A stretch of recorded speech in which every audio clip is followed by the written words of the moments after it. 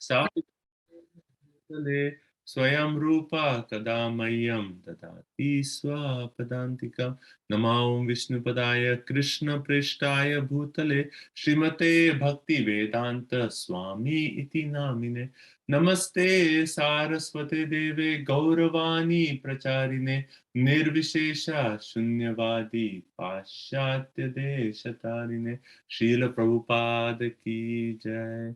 वंदेहम श्री गुरु श्रीयुतापदकमलं श्रीगुरुन् वैष्णवांश्च श्रीरूपं साग्रजातं सहगना रघुनाथामृतं तां सजीवं साद्वैतं सावधूतं परिजनासहितं कृष्णचैतन्यदेवं श्रीराधा कृष्णपादान् सहगना ललिता श्रीविशाखान्वितांश्च। हे कृष्णा करुणा सिंधु दीनबंधु जगतपते गोपेश गोपिका कांत राधा कांत नमोस्तुते। तप्त कांचन गौरांगी राधे वृंदावनेश्वरी वृषभानुसुते देवी प्रणमामि हरिप्रिये। वाञ्छाकल्पतरुभ्यस्य कृपा सिन्धुभ्य एव च पतितानां पावनेभ्यो वैष्णवेभ्यो नमो नमः। जय श्री कृष्ण चैतन्य प्रभु नित्यानंद श्री अद्वैत गदाधर श्रीवासादि गौर भक्त वृंद। हरे कृष्णा कृष्णा कृष्णा हरे हरे हरे राम राम राम हरे हरे। सर्वशास्त्रादि पीयूष सर्ववैदिक सत्पर सर्वसिद्धांत रत्नाद्य सर्वलोकैक दृक्पद सर्वभागवत प्राण श्रीमद्भागवतो प्रभु कलो कलिद्वंतो तिदादित्य श्रीकृष्ण परिवर्तिता परमानंद पाठाय प्रेम वर्ष अक्षराय ते सर्वदा सर्वसेवाय श्री कृष्णाय नमोस्तुते। मद एक बंधु मद संगीन मद गुरु मन महाधन मन निष्ठारक मन भाग्य मद आनंद नमोस्तुते। असाधु साधु तादाइन अति नीचोच ताकरा हाना मुंचा कदाचिन्मा प्रेम हृत कंठयो स्फुरः। ओम नमो भगवते वासुदेवाय ओम नमो भगवते वासुदेवाय ओम नमो भगवते वासुदेवाय। नारायण नमस्कृत्यं नरं चैव नरोत्तमं देवीं सरस्वतीं व्यासं ततो जयमुदीरये। श्रीमतां स्वकतः कृष्ण पुण्यश्रवण कीर्तन हृदयन्तस्त्वभद्राणि विधुनोति सुहृत्सता नष्टप्रायेषु अभद्रेषु नित्यं भागवत सेवया भगवती उत्तम श्लोके भक्तिर्भवती नैष्टिकी। ग्रंथराज श्रीमद् भागवतम की जय। हरे Krishna. So welcome everyone. Let's pray that this wonderful month of Kartik be very spiritually enlightening for all of us, and we can go deeper in our service to Granth Raj Srimad Bhagavatam and in our spiritual sadhana. Hare Krishna. Okay, so let's start. So we are going to be discussing chapter 13 of the Srimad Bhagavatam, first canto. So before we start, we'll quickly have some reflections from your side. So who would like to start can start. Quick reflections, and we move on to chapter 13. Who would like to start? Please go ahead. Hare Krishna Prabhuji, Danvat Pranam. Please accept my humble obeisances. Prabhuji, I like the verse 10 a lot, that how the Bhagavatas, they carry the holy places in their heart. Wherever they go, they make that place a holy place. Hare Krishna. Thank you. Thank you. That's the main, very important verse in this chapter. Thank you so much. Anyone else? It could be from chapter 12, because this is chapter 12 also last time. When we get spiritual knowledge, then our heart becomes soft and we get compassionate and we want to share it with others. So Vidura wanted, after getting instruction from Maitreya, he wanted to share his knowledge with Dhritarashtra. Anyone else?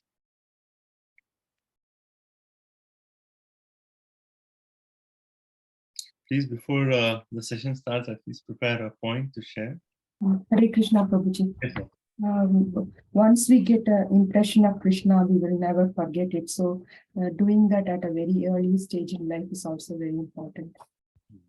So we read in the purport that Maharaj Parikshit was so fortunate that he saw Krishna in the womb.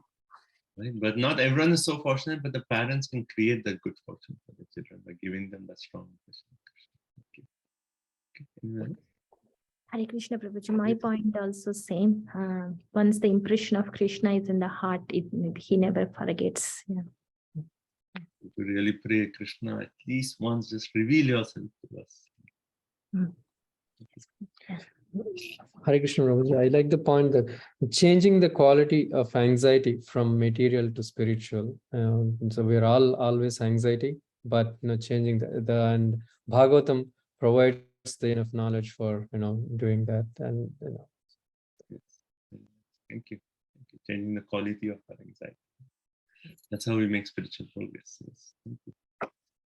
Yes.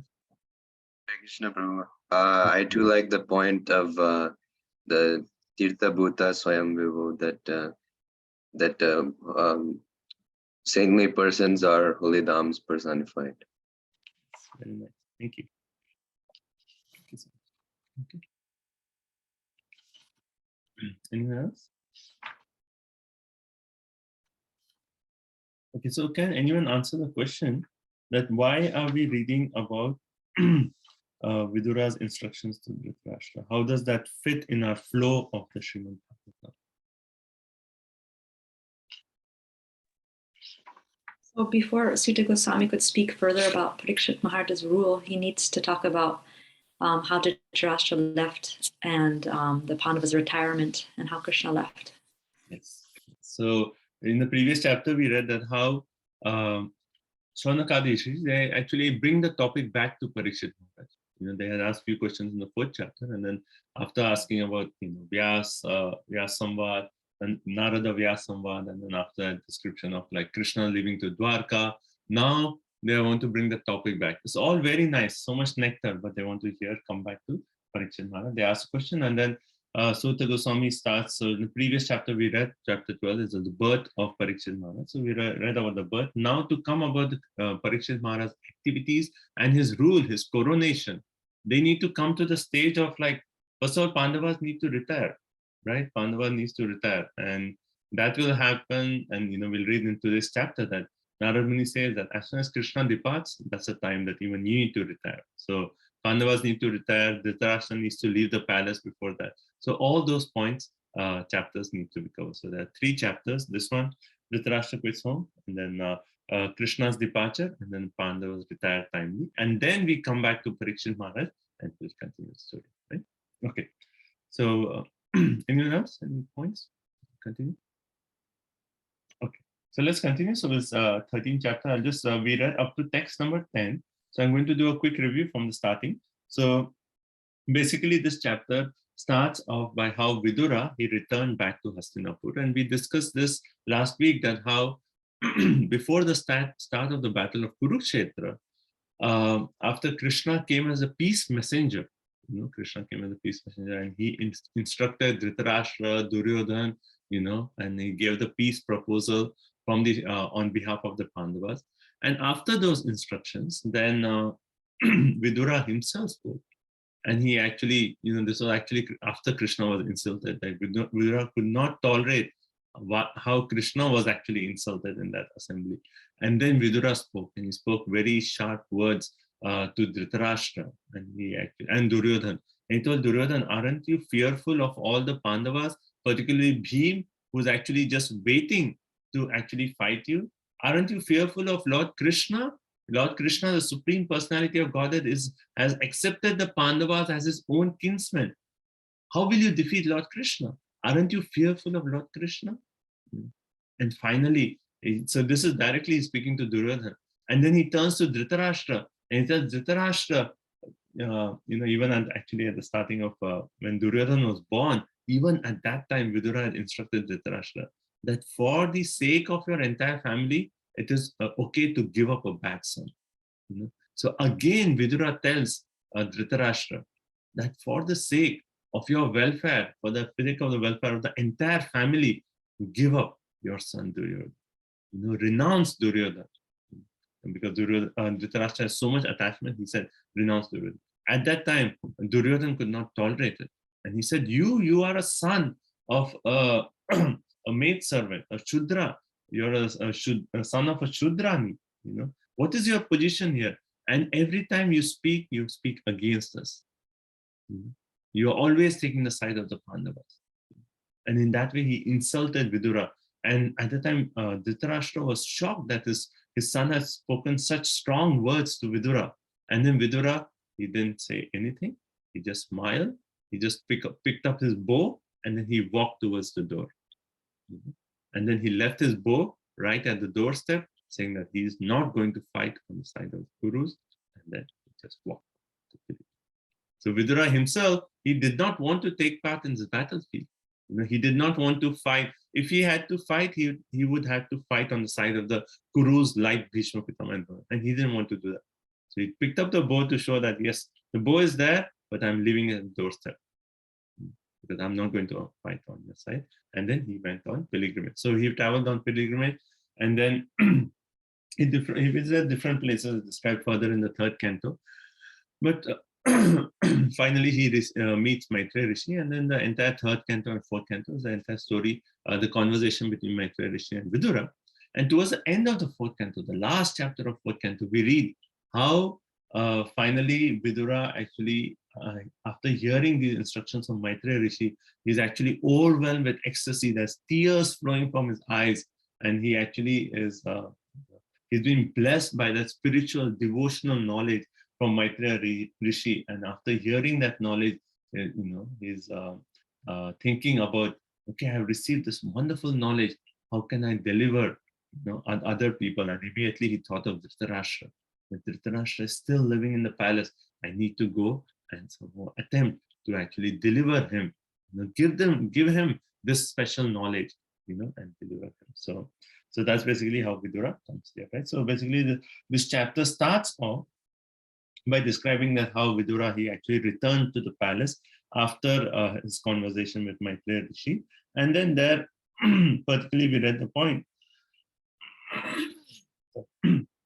that how Vidura, after asking various questions, he became established in transcendental loving service, and then he stopped asking questions. So we read about the point that once we come to the point of devotional service, when we receive the knowledge of bhakti, then our quest for the highest process of self-realization stops.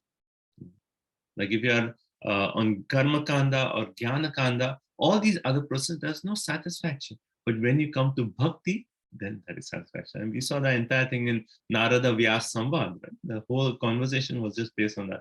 The knowledge of karma kanda, jnana kanda, that is only a place of pilgrimage for the crows.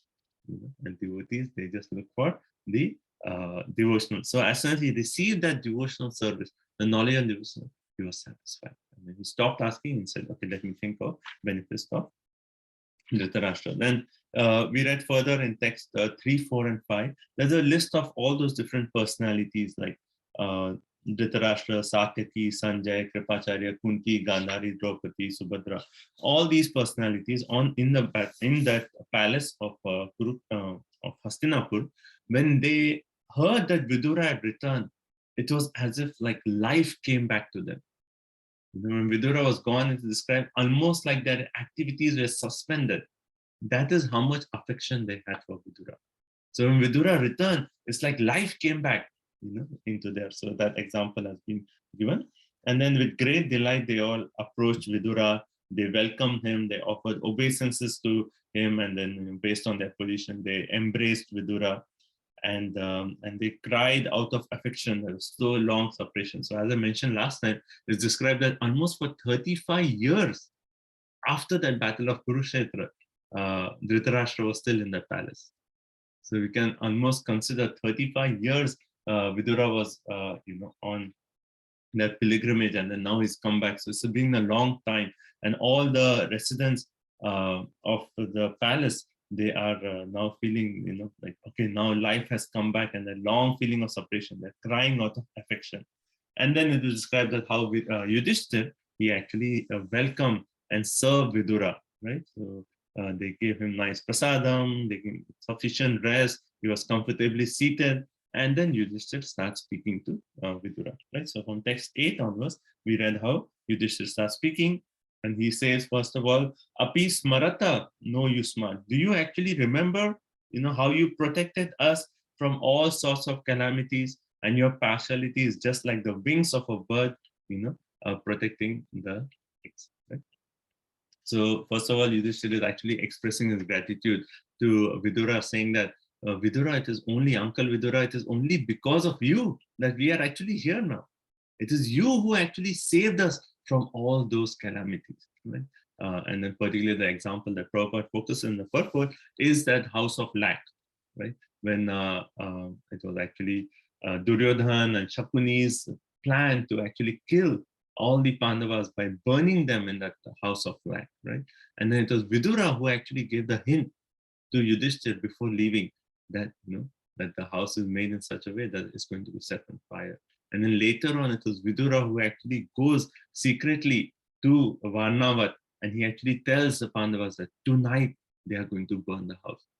So you have the tunnel, you escape through it. So it was Vidura who's actually saved, protected the Pandavas repeatedly again and again and again. Right? So now Yudhishthira actually explaining his gratitude. That Uncle Vidura, it is only because of you that we are alive and we are in this position. And then further he actually asks, after expressing his gratitude, now he's actually saying, you travel to all these holy places. How did you maintain yourself? Right? So Prabhupada talks about how in these holy places there is something known as shatras.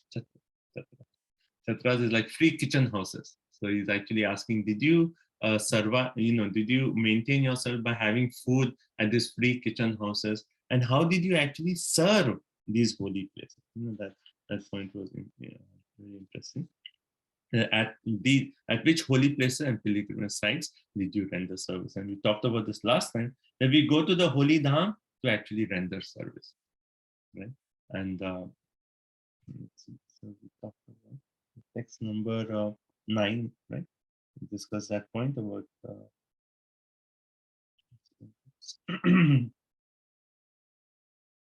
right. Yeah. So we go to the holy places to render service. We render service to the holy dham itself. We render service to the Vaishnavas. We render service to Dhamvasis, and we render service to Shri Radha Krishna. Right? So, yeah. So that is the question. Okay.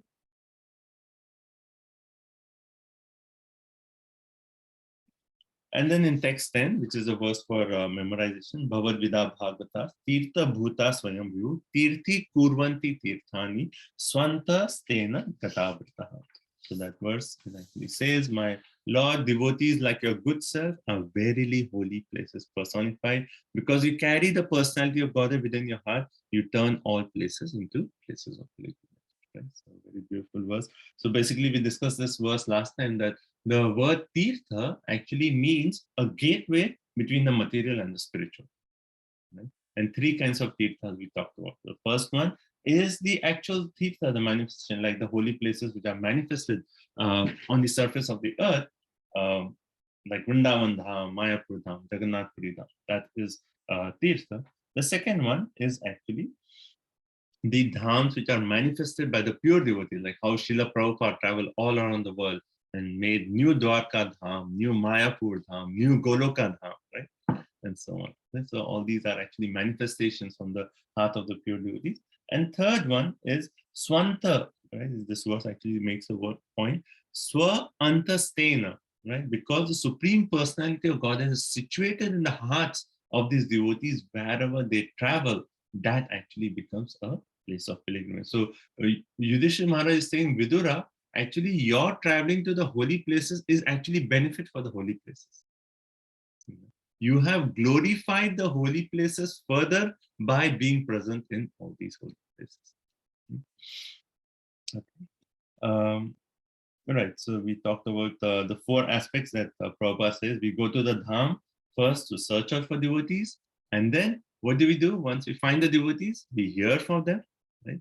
And then we implement the instructions from them, and then we gradually prepare our consciousness to go back home, back to God. So these 4 points are mentioned. Right?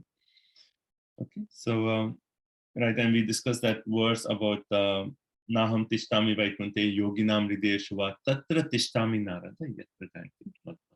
Right, so where does Krishna actually reside? It says Naham Tishtami Vaikunte. I do not reside in Vaikuntha. Right? Yoginam Hridayeshva. I do not even reside in the hearts of the yogis. Right? Then where is Krishna?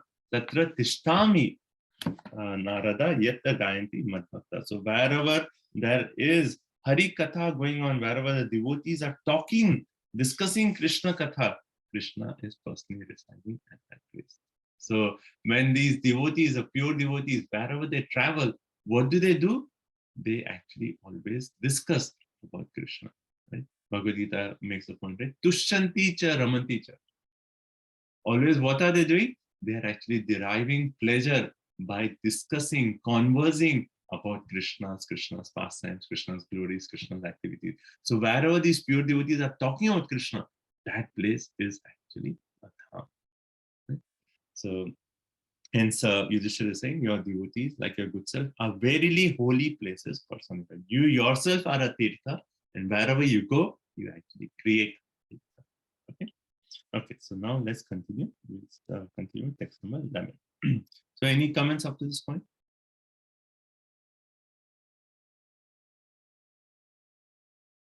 Okay, questions, comments? No? Okay. So there's also Padma Purana and Brahma Purana. Okay, so thank you. So text 11. So we have the list on the chat. So Yeah, Prabhuji. Hare Krishna. Text 11.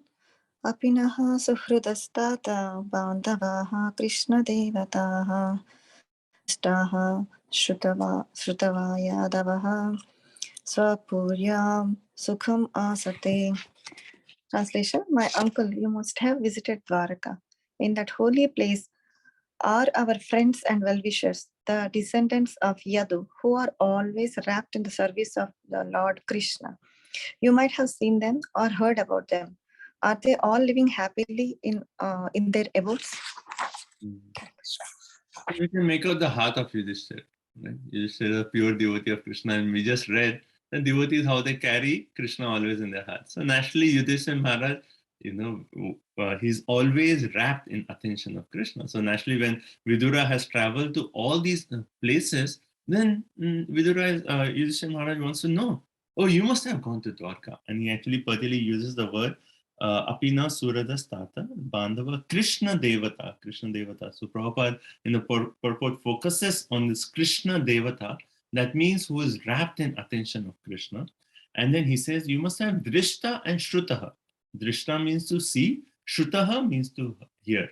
So you must have either seen them or you must have heard something about who? The devotees of Lord Krishna, particularly referring here to the descendants of Yadu, and particularly referring to the Yadava dynasty and Lord Shri Krishna. So you must have visited Dwarka, right? You must have heard something. You must have, seen maybe Yadu. Maybe please tell more about them. We want to hear them because that's what the devotee wants to hear. Anytime, wherever he is, he wants like, oh, how is Krishna? What is he doing? What activities are going on? Please tell me about Krishna. Right? So Yudhishthira Maharaj is asking. Right? Are they all happy, very happily in their abodes?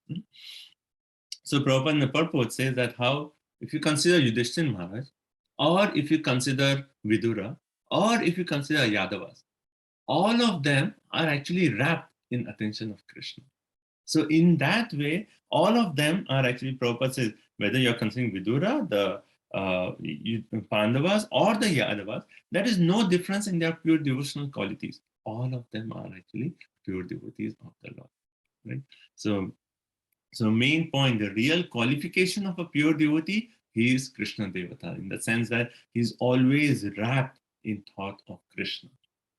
But then Prabhupada brings a very interesting point. He says like, okay, is that the qualification? Is that the only qualification that a person needs to be wrapped in attention of Krishna? If that is the only qualification, then if you see Kamsa, he was always thinking of Krishna, right? He was like, it's described that when Krishna was born, when the 8th child was born, then Kamsa, while eating, while sleeping, while walking, while waking, he could just see Krishna. Where is Krishna? Where is Krishna? Where is Krishna? And then Narad Muni in the 7th canto, 1st chapter, he says, actually the absorption of these demons are sometimes even more than devotees because they are so absorbed in Krishna. But their absorption is actually not favorable, right? In the sense that their absorption is not in the mood of service. Their absorption is more out of fear, right? So can they, because they are also wrapped in attention of Krishna, can they be considered pure devotees? That's the question. Okay, so what is the why? They are also absorbed in Krishna, right?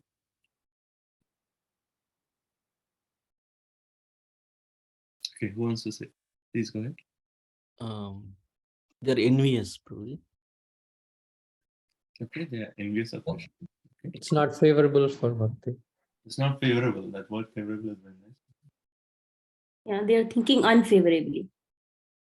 Okay, But- which is the verse that says that you should engage devotional service favorably? Anyavi. Anukulyena Krishnanashilana. Jnana karma dinavata. Yes. Anukulyena Krishnanu Srilanam Bhaktirittamam. So that's our definition of devotional service. Right? Anyabhilasita sunyam jnana karmadi anabhita. Anukulena. Anukul. It should be anukul, not pratikul. Right?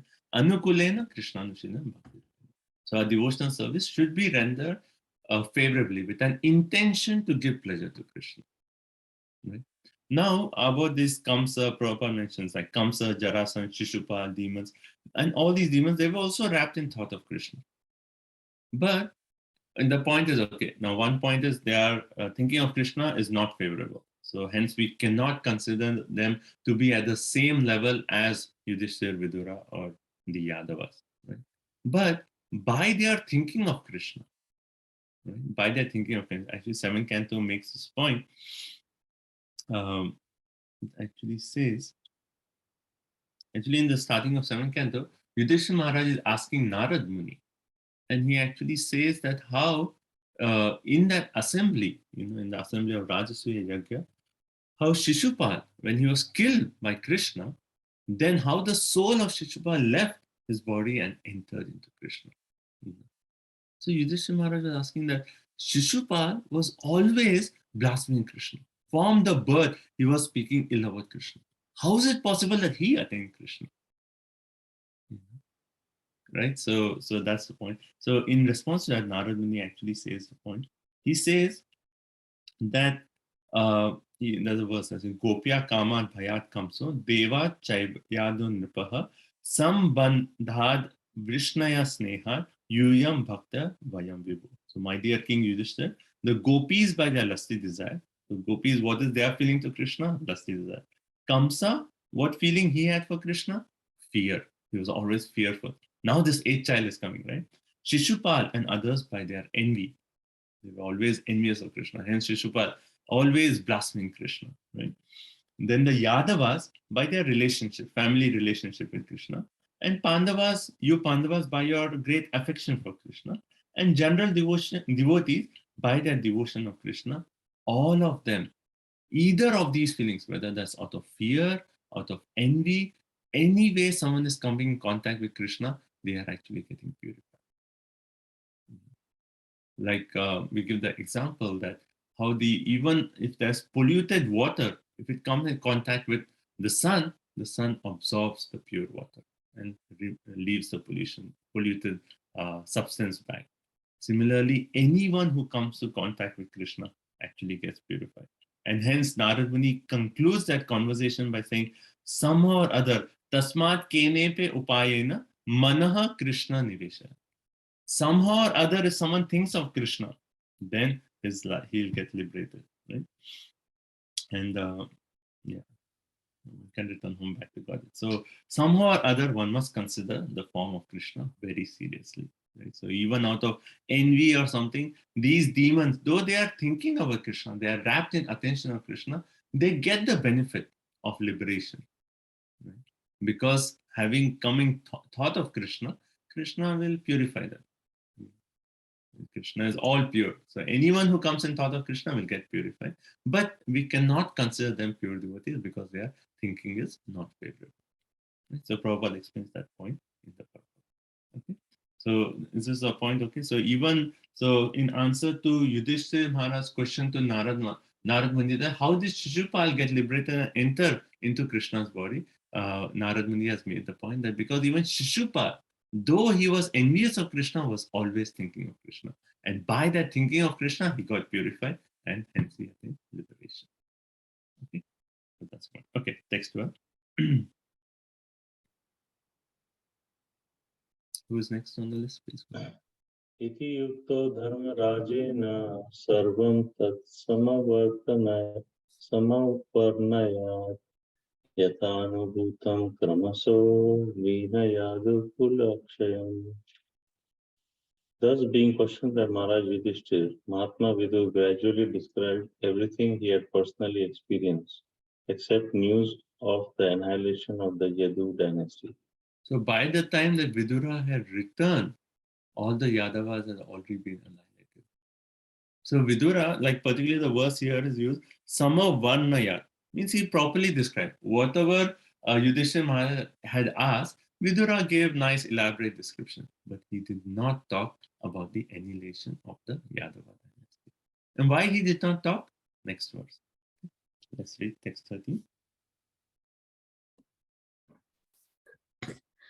नन्व प्रियं दुर्विषहं नृणां स्वयमुपस्थितं नावेदयत सकरुणो दुःखितान् द्रष्टुमक्षमः. Translation, Sri Bhaktivedanta Swami Srila Prabhupada ki jai. Compassionate Mahatma Vidura could not stand to see the Pandavas distressed at any time. Therefore, he did not disclose this unpalatable and unbearable incident because calamities become of their own accord.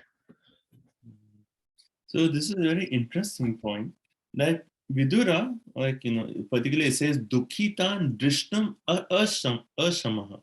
Means Ashama means he was unable to see the Dukha of the Pandavas. So he was thinking that if he tells about the annihilation of all the Yadavas, then the Pandavas will become very Dukha, very sad. And hence he did not tell them this. Okay. Now further he says Apriyam and Durvisam, these two words. Unpalatable, Apriyam means unpalatable, and Durvisaha means unbearable. Okay. So the last line says Dukhitam Drishtam Akshama. He could not see the Pandavas distress, and therefore he did not disclose this unpalatable, Apriyam and Durvihasam, unbearable incident. Why? Nrinam Swayam Upastitam. Nrinam Swayam means on its own, Upastitam. These calamities, they come on their own. Okay. Now, how can we understand this point? So Vidura is saying that he did not disclose these news of annihilation of the Yadava because miseries come of their own accord. So can someone explain this point? What is the logic here? So miseries come of their own accord. But okay, misery is okay, that separation, yeah, okay, Krishna Yadavas have been annihilated. It's not a palatable news. But it's already happened, then shouldn't Vidura inform the Pandavas? It's already happened. It's like some misery has happened. Like, some misery has happened somewhere in the world in relationship to someone relative. Then wouldn't you inform that relative that, I'm sorry to tell you, but so-and-so person has passed away or like, what is the point in hiding that news? They will eventually know. Okay, they will eventually know. Okay. And it But isn't it the duty of Vidura to inform them? Because he just traveled, he came, he knows about it. What is the point in hiding this news? Is that? Yeah. He could not bear to see them in distress. Okay, that point is there. So if he actually tells them, then they are ruling right now, and then also in the next part. So one point we can take here, why Vidura did not tell, is now the episode, what is going to happen is Dhritarashtra and Gandhari and Queen Kunti and Vidura, they are all going to leave. So already the Pandavas are going to experience separation, and that's what this chapter is all about. And if he actually tells the news of Yadava's annihilation, and then they are going to experience further separation, then that will be too unbearable. So Vidura, he's Yamaraj, right? He knows everything. Like Yamaraj is so expert. He knows what time, what things has to happen. He's one way controlling our destiny, right? like in the purport of the first verse of this Prabhupada makes a point that Yamaraj, he controls the destiny of living entities in the sense that he gives them, oh, you did this sinful activity, this is the reaction, you did this, this is this. So Vidura in that way, as Yamaraj, he knew perfectly well that if he actually tells them now, and then now this episode of Dhritarashtra and Vidura leaving is going to happen, it will be totally unbearable to the Pandavas. So one way Vidura is being empathic to the Pandavas and seeing that, Pandavas now, after their entire life of going through so much suffering and so much tribulation, now they are established as the emperor. Let them rule. And when the time is right, they will come to you. And that's basically the next chapter. So Prabhupada in the purport actually says, according to Niti Shastra, one should not speak an unpalatable truth to cause distress to others. One should not speak. Distress comes upon us in its own way by laws of nature. So one should not aggravate it by propaganda. So that's the second point. So one is thinking about the Yudhishthira and Pandava situation. They are already, now they are finally, and they're going to experience separation about Dhritarashtra leaving. Now, if he tells about the Yadavas also, then that'll be totally unbearable. Second point is the distress, they come of their own accord, and one should not aggravate it by propaganda. So if it is not required, miseries happen, that's the nature of the world. But if it is not required, it's not the right time, then why actually cause distress to others?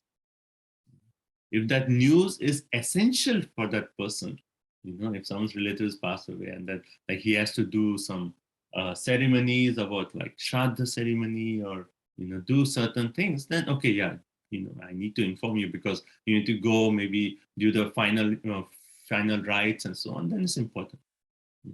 But in this case, it was not necessary at this time. And hence Vidura did not inform. Okay. So these 2 points are there. Okay. Anything, is this point clear? Okay. So let's proceed. Is there a hand raised for a question?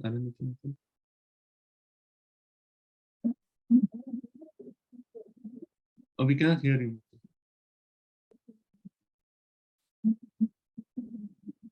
Hare Krishna Prabhuji, can you hear me now? Yes, yes.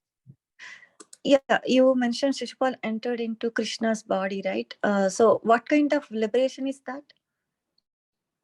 Okay, that's a good question. It's a little complicated because we have to see which yuga are you asking this for. Oh boy. Because the point is, see, we know Shishupal and Dantavakra, they are actually Jaya Vijay. So if they are Jaya Vijay, if you're talking Shishupal and Dantavakra as Jaya Vijay, then they actually attain that Sayuja Mukti for some time and then they regain their original position as Jaya and Vijay. Now, if this Shishupal, but Prabhupada in one of the purports in Adi Lila, 7th chapter, I don't remember the verse number, but in 7th chapter, he explains this in detail and he makes a point, but it's not always that these demons Shishupal and Dantavakra are Jaya Vijay. So if they are not Jaya and Vijay, then they just attain Sayuja. That's a final mistake. But if they are Jaya and Vijay, they attain Sayuja for some time and then they regain their original. Sayuja means like close to the Lord. Sayuja is merging into the Brahman effulgence. Merging into Brahman is different from merging into Krishna's body, right? Brahman is like effulgence, Brahman realization. That's right. Yeah, merging into, but as soon as you use the word merging, right? So there are different ways of understanding. But when you say merging into Krishna, normally that refers to Sayuja, merging into the effulgence of Krishna. So the other times when we use the word, we see the word merging, that is merging our desires into the desire of Krishna in the sense that we become one with Krishna's desire. That is positive, in the sense like one can continue on service according to Krishna's desire. So that is positive. But here, merging into Krishna's body, one way like Krishna is a Paramatma feature, Brahman feature is all the same. So one, how that Vadanti tat tato vidas, right? We learn that verse, right? Yatyam tatom yajnanam avayam brahmeti paramati bhalvani. It's non-dual substance. They are all It's non-dual. It's just one identity, which is based on the spiritual path a person takes. He realizes that same person in terms of Brahman. It's a non-dual identity. Oh, okay, Prabhuji. So other thing is calamities come of their own accord. I still didn't understand that logic. Calamities come according to their own accord. So calamities anyway come on their own accord. Right? We don't have control over them. And that is actually twice in this chapter we are going to read. One is when Vidura is going to tell Dhritarashtra. It says that everyone is under the influence of Kala. And then later on we'll read how Narad Muni is going to tell to Yudhishthira that everyone is under the influence of Kala. And under the influence of time, sometimes distress will come, sometimes happiness will come. We have no control over that. It's not that, okay, now I'm going to work so hard and then I will become happy. It's not in our hands. Happiness and distress, they come according to their own accord. Even if someone has a lot of piety, but when that reaction to all the pious activities comes, and when the reaction to maybe a little bit of sinful reactions come, sinful activities come, it's all under the influence of Kala. So calamities come on their own accord. The point here is one need not aggravate or keep speaking about that calamity if it is not required to, so that it's not causing distress to others. It reminds me about Bhishma talking to Yudhishthira. Right. Sarvam Kalakritam Manye. Yes, in that 9th chapter also. We'll discuss this further actually. Twice in this chapter, the same point. Bhishma Dev also, he says like, Aho Kashtam, Aho Nyayam, right? How come you all have faced all these tribulations and injustice? And then he makes the point that Krishna himself was there. And you yourself are Dharmaraj, right? How is it possible? And then the first point he said, because Sarvam Kalam Kritam, is only due to the influence of time. And then later on it goes, next that Kala is under the influence of Krishna. And then finally the third point in that chapter is that is actually when pure devotees are going through all the suffering, it is only to increase their anubhav, right, with Krishna. Their exchange of rasa with Krishna is just enhancing that rasa. So those 3 points we have discussed. So much. Okay, so let's continue. So calamities, they come on their own accord. So one need not aggravate them. One need not like keep speaking about them and cause distress to further. They'll come. Distress comes on its own accord. Okay, text 14. Kanchit kalam atavat set satkruto devavat sukham bhratur jayastaya shreyaskrut sarvesham sukham avahan.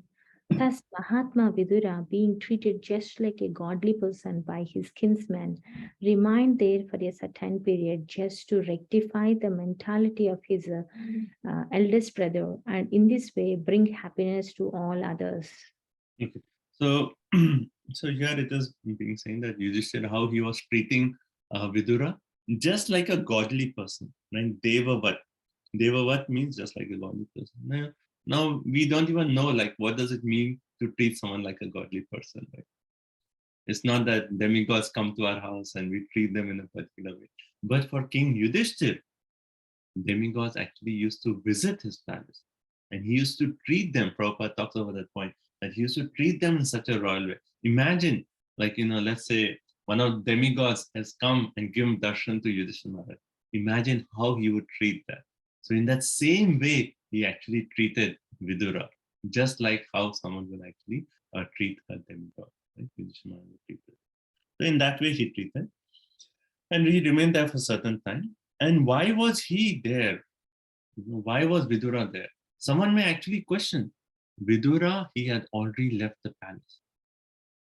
So that way he had already accepted Vanaprastha ashram.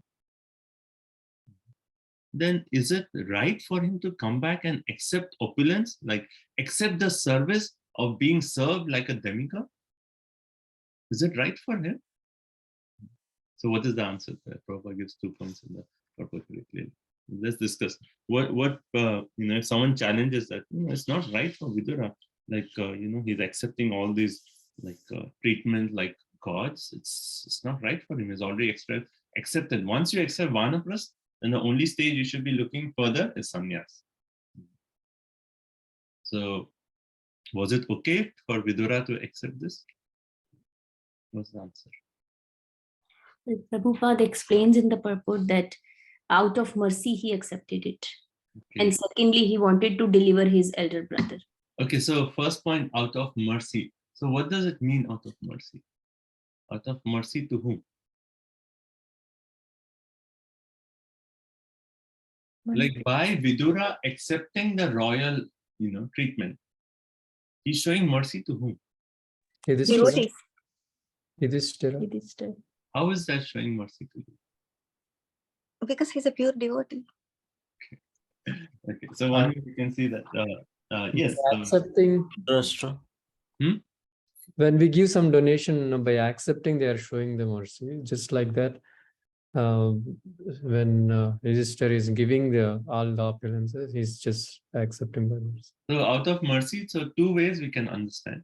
One is just like, you can consider the heart of Yudhishthira. He has been, gone through so much for his lifetime, and finally now he's, Vidura knows that how he's so dear to Yudhishthira, so he wants to give Yudhishthira a chance to serve him, because by service to the elders, he knows that Yudhishthira Maharaj will be so pleased by that service. So that is at one level, just that relationship level. The second level is devotees, right? So devotees, they give a chance, like, sannyasis, they give chance that we can serve them for the benefit, for our benefit. So it is the mercy of the sannyasis that they're giving us an opportunity to serve, right? So both levels can be answered. And Mantri Mata, your second point was? Point was he wanted to deliver Dhritarashtra. Right. So Vidura's intention was very clear. The only reason he came back is not to accept all this service, but he just want to deliver Dhritarashtra. Okay. So Prabhupada in the purport, he starts talking about Dhritarashtra's position. And I will cover a few points further also in the verses. Like Prabhupada basically points out that how Dhritarashtra was in a state of helplessness, he says, and he did not feel ashamed.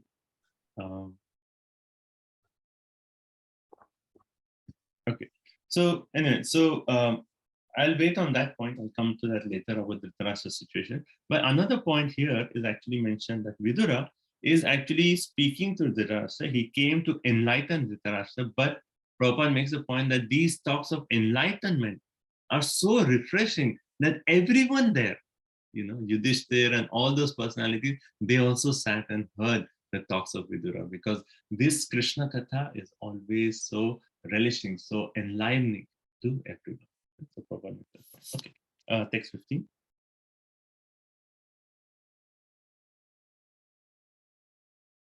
Who's next? Matrine Mataji. Yes. Abhibhrad Daryama Dandam Abhibhrid Aryama Dandam Yathavad Agakarishu Yavad Dadhar Su Shudratvam Shapad Varshashatam Yamaha. As long as Vidur played the part of a Shudra, being cursed by Manduka Muni, Aryama officiated at the post of Yamaraj to punish those who committed sinful acts. So why is this verse spoken right here? As long as Vidura played the part of a Shudra. He played the part of a Shudra. So now, from here, we are going to read about Vidura's instructions to Dhritarashtra. Now, one may challenge and say, like, Vidura is a Shudra. On what authority can we actually accept the instructions of Vidura? So here, hence, this verse is clearly saying that Vidura is not a Shudra. He's just playing a part of a Shudra, right? And being cursed, he was actually cursed by Manduka Muni, and hence he's just playing the part. But the position of pure devotees, even if they are cursed and playing a part of a Shudra, their transcendental position is not actually deteriorated in any way. Even though Vidura is now playing the part of a Shudra, his position of transcendence is always transcendent, right? So that's the first point. So that hence this verse is there, and making the point that at the time when Vidura is, Yamaraj is here as Vidura, then Aryama is another demigod. He actually is taken the position of Yamaraj, and he's actually there to punish those who have committed sinful activities. So particularly in the Sanskrit, it says Dandam. Dandam means Danda. It's taking the Danda and punishing all those who are sinful. Right? So Yamaraj normally does that, but since he is now cursed by Mandakumari, Aryama is doing that position. Okay. Now, Prabhupada in the purport focuses on this point. Right? He says how Vidura is actually qualified to speak spiritual knowledge. Right? So, would anyone like to comment on this point? I already mentioned one aspect of it, but any other comments of how Vidura is qualified to speak spiritual knowledge? He heard from his spiritual master. So the first point is Vidura, he received instructions from Maitreya Rishi. And then we already read at the starting of this chapter how he was actually enlivened by those instructions, and he got those instructions on devotional service. So by receiving those instructions, he himself is now qualified to actually give the knowledge to others. That's the first point. Okay, second point. I already mentioned the second point here, but I'd like to repeat it. Sudra is just a material material thing, but he's already enlivened. So as you said, he's just playing a role of. The second point is he's actually Yamaraj. And Yamaraj is one of the 12 Mahajans. And our entire process is Mahajano Yena Gatha Sapanta. We have to follow and hear the instructions of this Mahajan. So even though a Mahajan may play the role of a particular character in his pastime, still his role is, he's still Mahajan. He's still that elevated personality as Yamaraj. He's just playing the role. So that's the 2 points, right? So Prabhupada in the purport, he actually focuses on, because this point is so important for the mission of Srila Prabhupada, that he actually elaborates on this point. And particularly in Chaitanya Charitamrita, there's this verse which actually says, Kiba Vipra, Kiba Nasi, Shudra Kenaya, Ye Krishna Tattva Veti Say Guru. And Prabhupada often quotes this verse, because when Prabhupada took his European and American disciples to India, then from Indians, they were challenging, how can we accept? These people are born in Mlecha families. How can we accept spiritual knowledge from them? This is, even I have experienced this, after so many years, of the Krishna conscious movement, that I was inviting one friend to a program, and he was like, oh, who is the speaker? And I said, so Maharaj was, this was before. So and so Maharaj is coming to speak. And he said, oh, white body. I'm not going to accept instruction. So people still see that as a point of oh, he's not an Indian Brahmana, or he's not born as a Brahmana. How can we accept instruction? But Prabhupada made the point. Kiba Vipra, Kiba Nyasi, Shudra Kaina. Whether one is a Brahmana, Vipra, one is a Sannyasi, Nyasi, or Shudra, it does not matter. What matters? Yei Krishna Tattva Veti, say Guru. One who knows the tattva of Krishna, that person is qualified to speak. Otherwise, it does not matter what is your varna, your ashrama, your birth. All those are secondary considerations. What really matters is if you know the science of Krishna. If you know the science of Krishna, you're qualified to speak. So Prabhupada focuses on that point. And also, Prabhupada elaborates on the mood of Yamaraj. I mentioned this in the last class. That how Yamaraj, what is he always doing? He's actually saying, oh, you did this sinful activity. This is your punishment. You did this sinful activity. This is your punishment. And that's his job. And Prabhupada makes a point that he has to always work overtime. Why? Because people in general, they keep committing sinful activities. So even in the pastime of Jagai and Madai, and Chaitanya Bhagavad, it describes that Jagai and Madai were committing so many sinful activities that the Yamadutas, they had to work overtime. Non-stop, 24/7, they were actually writing down that Jagai and Madai, this sinful activity, this sinful activity, this sinful activity, this sinful activity. And then later they say that the volume of sinful activity they have written is as big as Mount Sumeru. That is how much sinful activity, records of sinful activities that Jagai and Madai have done. So Yamaraj is normally very busy with this task. Everywhere sinful activity is going on, and he has to keep track of everything. So he's always busy. But he, being a Yamaraj, what is his mood? He wants to just speak about Krishna. He wants to relish Krishna Katha. He wants to give Krishna to others. So the curse of Mandukya Muni is just an external reason. The real reason is this is actually Krishna fulfilling the desire of his pure devotee to actually get a chance to speak Krishna Katha. And Vidura now is actually getting that opportunity to speak Krishna Katha. So this is all the arrangement of the Lord, so that the entire world can speak from such an elevated personality like Vidura. Okay. Okay. So now text 16.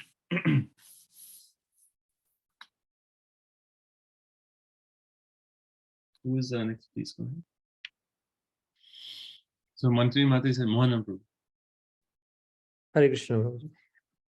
Yudhishthiro labdharajo drishva pautram kalandharam bratarbhir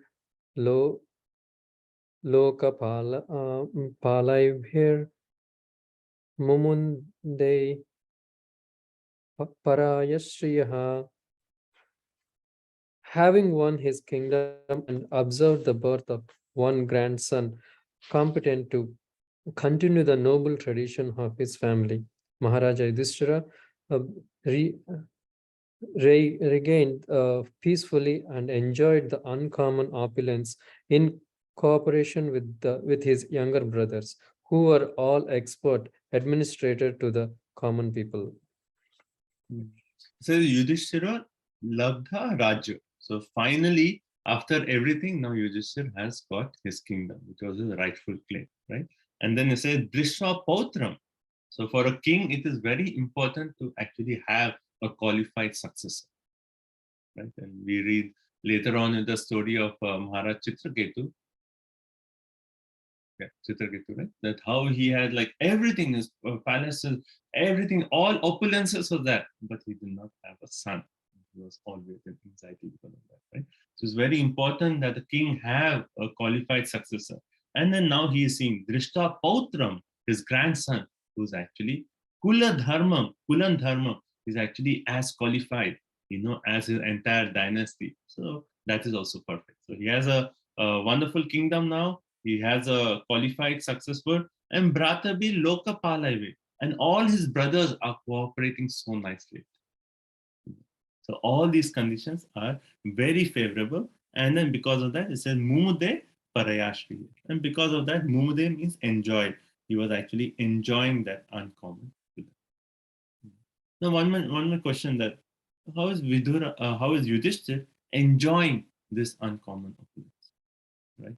Didn't we read previously in the 12th chapter in text 4, where it says Nispraha Sarva Kamebhyo as qualities of Yudhishthira? That Nispraha means he does not have any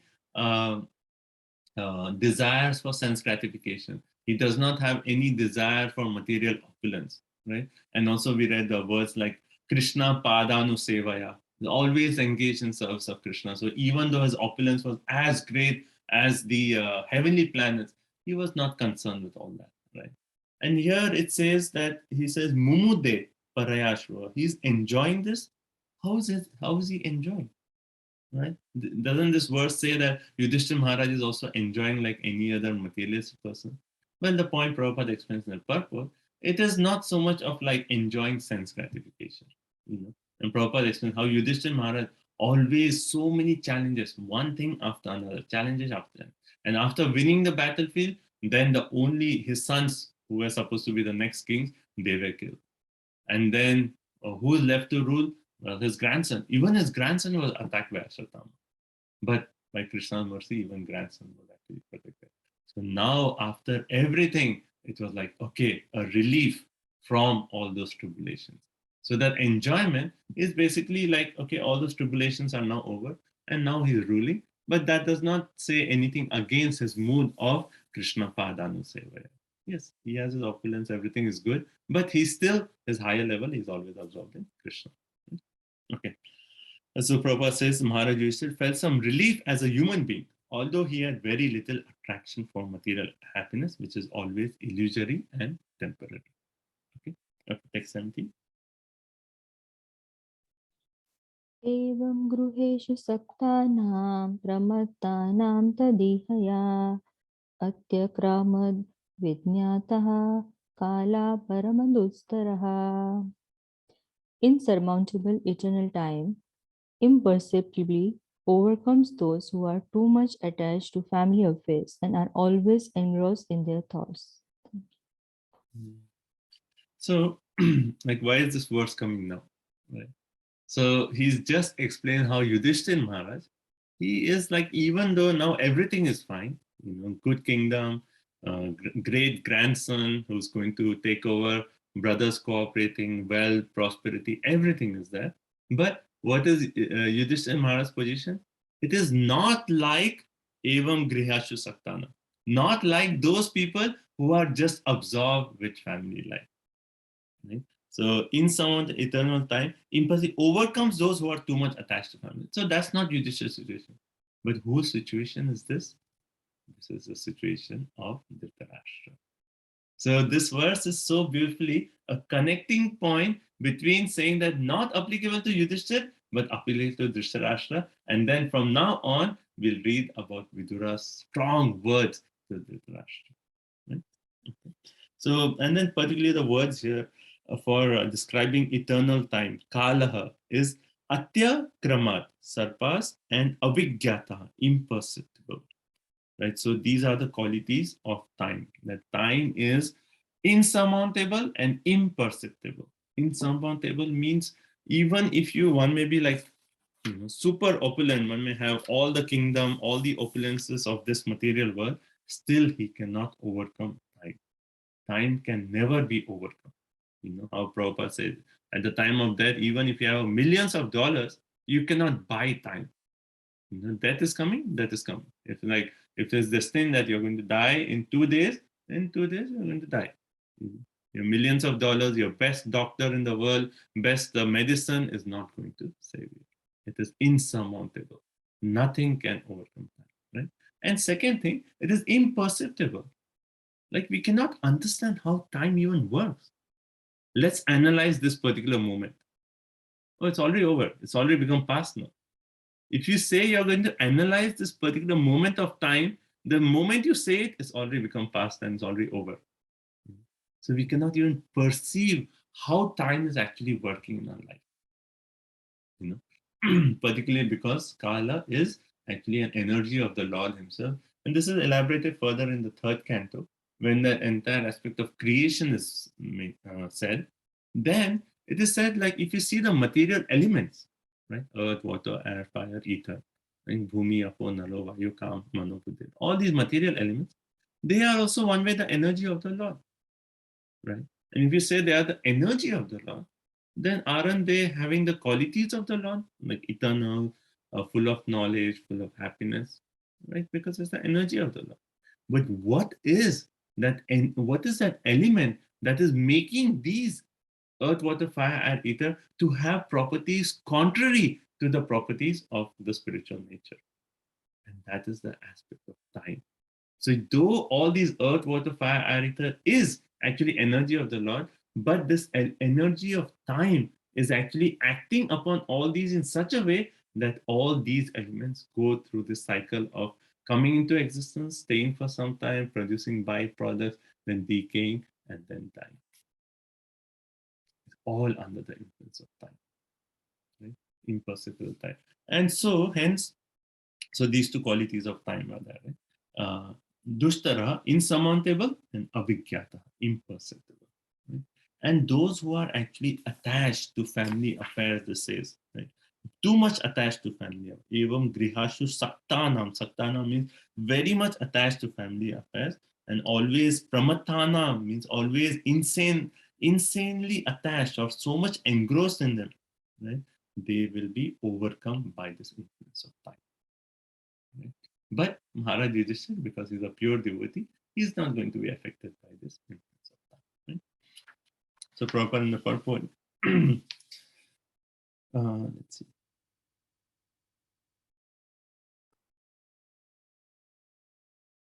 Yeah, Prabhupada in the purport really brings out the point. I'm going to read like, he says like, it's almost on the 7th or 8th line in the purport. He says, such valuable, our duration of life is measured, and no one is able to enhance it even by a second against the scheduled time ordained by the Supreme Lord. Even 1 second, we cannot actually enhance the time which is ordained by the Supreme Lord. Such valuable time, especially for human beings, should be cautiously spent, because even a second passed away imperceptibly cannot be replaced, even in an exchange for thousands of gold coins amassed by hard labor. Every second of human life is meant for making an ultimate solution to the problems of life. Every second of human life. So that urgency, which we often see in Prabhupada's lectures, so like, brings out the urgency of spiritual life. In these lines, we see Prabhupada again bring it, that, time is impossible. It is going to come, going to go, we won't know. It's just passing away. Every second is passing away. Don't lose this human opportunity of life. Even 1 second should not be lost if it's not used in Krishna's service. Every second of human life is meant for making an ultimate solution to the problems of life. And then Prabhupada talks about illusion. One who forgets this, forgets that real purpose of human life, and he's just like, wasting his time in family affair, temporary family affair, then he is actually in illusion. And then further he says, yeah. Okay, further in the purport, he says, any comfort of life or material happiness which does not warrant an eternal life is but illusion for the eternal living being.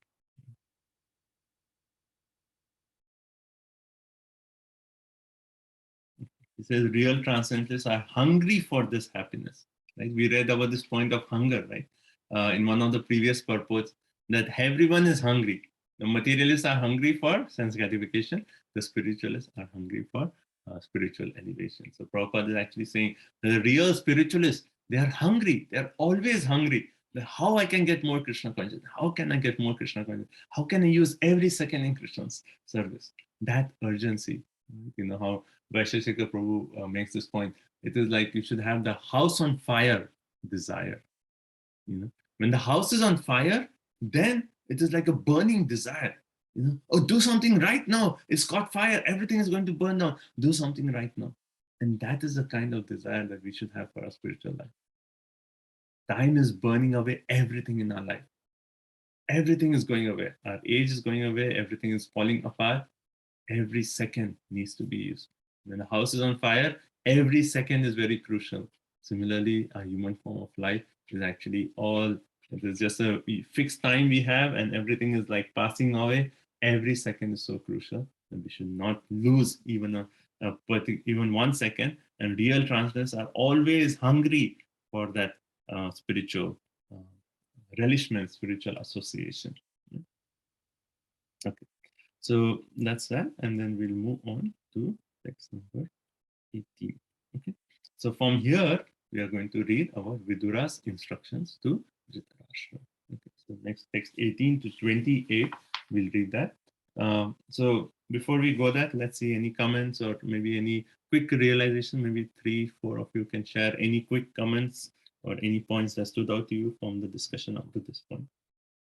Hare Krishna, Prabhuji, I really like the point that one who knows the Krishna Tattva, the science of Krishna, is a guru. Because so many times I hear that, oh, these hippies, they are your gurus. And they forget the real simple fact that we are not these bodies and we are Atma, the soul. It's such a irony, right? They are saying that we won't hear from these white-bodied persons, but that itself shows their ignorance, that they cannot even think beyond the bodily conception. Yeah, Hare Krishna Prabhu, I like this point. Any comfort of life or a happiness which does not warrant eternal life is an illusion. Such Nothing a but an illusion. powerful statement. We can just like frame it and put it in our house. Always reminding us of the point. Thank you. Hare Krishna Prabhuji, I like that point where he said every moment is precious and we should not lose it, like the house of fire. It is very- Yeah, house of fire. In the house of fire, every second you'll be like, okay, let me not waste 1 second. So that is a kind of eagerness. And now, it's nice we are reading this verses just as starting of Kartik. So at least for this month of Kartik, we can really pray and try to use every moment in Krishna consciousness. We can really make powerful vows for Kartik that every moment we are like focusing on Krishna consciousness, reading, hearing, chanting. So, anything else? I like the comparison between Dhritarashtra and Yudhishthir, how Yudhishthir had such opulence, but he was not attached to it, even though he was involved with it. But Dhritarashtra, even though he's older and but he was so attached. So it was interesting how that contrast between the two. And particularly that's why Bhagavatam is so beautiful. Like the way Suta Goswami is narrating that this text 17, if you just see the flow, one may miss the point. Like, why is that verse 17 there? And you'll see how beautifully, like, you analyze that 16 is glorifying Yudhishthir, 18 is going to talk about Dhritarashtra. And in between, it's actually showing the comparison. And 17 is actually making. So Prabhupada in the purport beautifully points out that he says towards the end of 17 that, this is not, this verse cannot be applied to Maharaj Yudhishthir or his brothers or mother. It was meant for persons like Dhritarashtra, for whom Vidura had come to give the lessons. Okay, so should we proceed now? We'll do the next section, 10 verses, and then we'll stop. So these 10 verses are almost like wake-up verses. It is really like heavy instructions that Vidura is going to give to Dhritarashtra. Now, while we are reading these verses, at the end of this 28 verses, up to text 28, we are going to discuss one question. And while we are reading, please think of some points for this question. So Dhritarashtra, if you see throughout his life, he's been hearing good advice from Vidura. Always, whenever like Dhritarashtra used to approve of Duryodhana's plan of killing Pandavas or hurting Pandavas, and Dhritarashtra used to actually just approve. Just say, okay. He was so attached to his son that he used to just say okay to all that. But Vidura always used to say, no, give up your weakness of heart. Even when Duryodhana was born, he said, like, sacrifice your one son for the benefit of the entire dynasty. And it's okay to do that. There's an instruction where it says, you can, if a village is burning and that's going to cause the entire country to burn, then it's okay to sacrifice the village. If one son is polluted and that's going to destroy your entire dynasty, then sacrifice that son. So Vidura quotes that, right? So again and again, Vidura has been giving like repeatedly good instructions in Dhritarashtra. Not only that, when Krishna came as a peace messenger, he gave very wonderful instructions to Dhritarashtra, right? Not only that, he actually heard the entire Bhagavad Gita. Can you imagine? He heard the entire Bhagavad Gita. He was like first verse of Bhagavad Gita says what? Dhritarashtra Vacha, right? Dhritarashtra is right there. Dhritarashtra heard the entire Bhagavad Gita. So again and again, he's hearing this instruction. But why? Till now, those instructions have not made a difference in his life. Why is he still attached? And why now the instructions of Vidura are going to make a difference? Okay. So think about this point and we'll discuss this point at the end of text 28. Okay, text 18, let's start. Vidurastad abhipretya dhritarastram abhashata rajanirgam yatam shigram pashyedam bhayam agatam. Mahatma Vidura knew all this, and therefore he addressed Dhritarashtra saying, "My dear king, please get out of here immediately. Do not delay. Just see how fear has overtaken you." So Mahatma Vidura knew all this. Vidura thus abhipretya. What did he know? Text 17. Right? What did he know? Text 17. That if you are too attached to family life and we just observe in that, time is just going to overcome you, right? So Vidura tas abhipretya, he knew this, and then he told Dhritarashtra, right? What did he say? He said, Rajan. Why did he say Rajan? Is Dhritarashtra the king now? No, he's not the king, but he's actually sarcastically saying, oh, you're acting like a king. Your entire life you have been just wanting, I'll become the king, I'll become the king. And see your situation now. Get out right now. Imagine, he's telling, get out right now. Nigram yatam shigram, right now, just get out of the house. Why? Pashyedam bhayam agatam. Just see how fear has overcome you. Right? So that is the first thing that Vidura is telling, that get out right now. Right?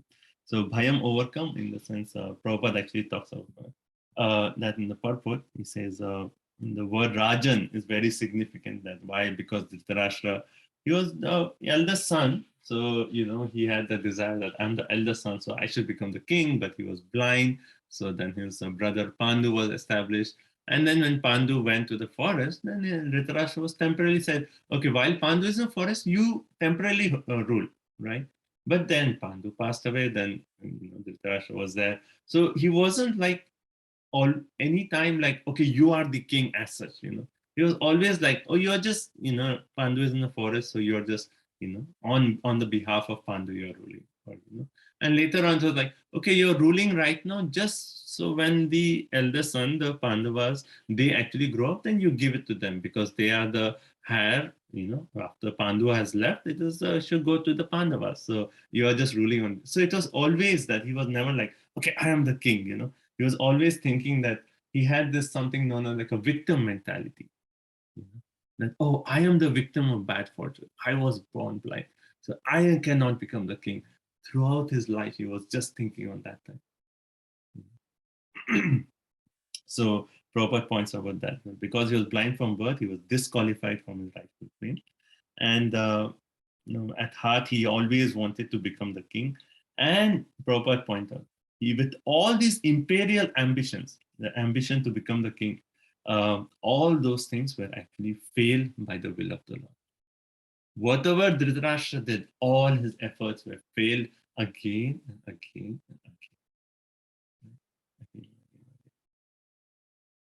Now, and we know like how at the end of the battle of Kurukshetra, all his sons were killed. All his 100 sons were killed. Everyone was killed. Everyone that Dhritarashtra was like keeping his hope, his family, like everything was destroyed. Everything was taken away from him. But still, Dhritarashtra is actually here in this palace. And what is he doing? He is accepting service from the same person who he had tried to kill all through his life. How degraded is that position?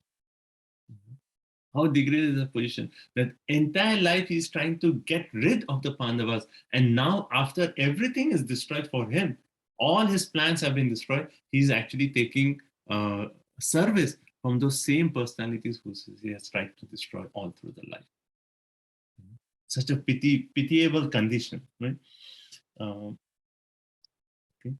So Prabhupada, and we'll discuss more. This is the repeated theme that's going to come. Okay. And then Prabhupada further points that Rajan, he's saying king. King means one who is actually controller. But here is actually using the word king to point out, even though you're thinking the king, you want to control everything, you cannot control time. That fear in the form of Kala is actually going to annihilate you. So you're thinking yourself the king, but you cannot be the king because your death is soon approaching. So that fear in the form of death is soon coming close. Okay, let's go further. Text 19. Who's next? Sarovit, can you read?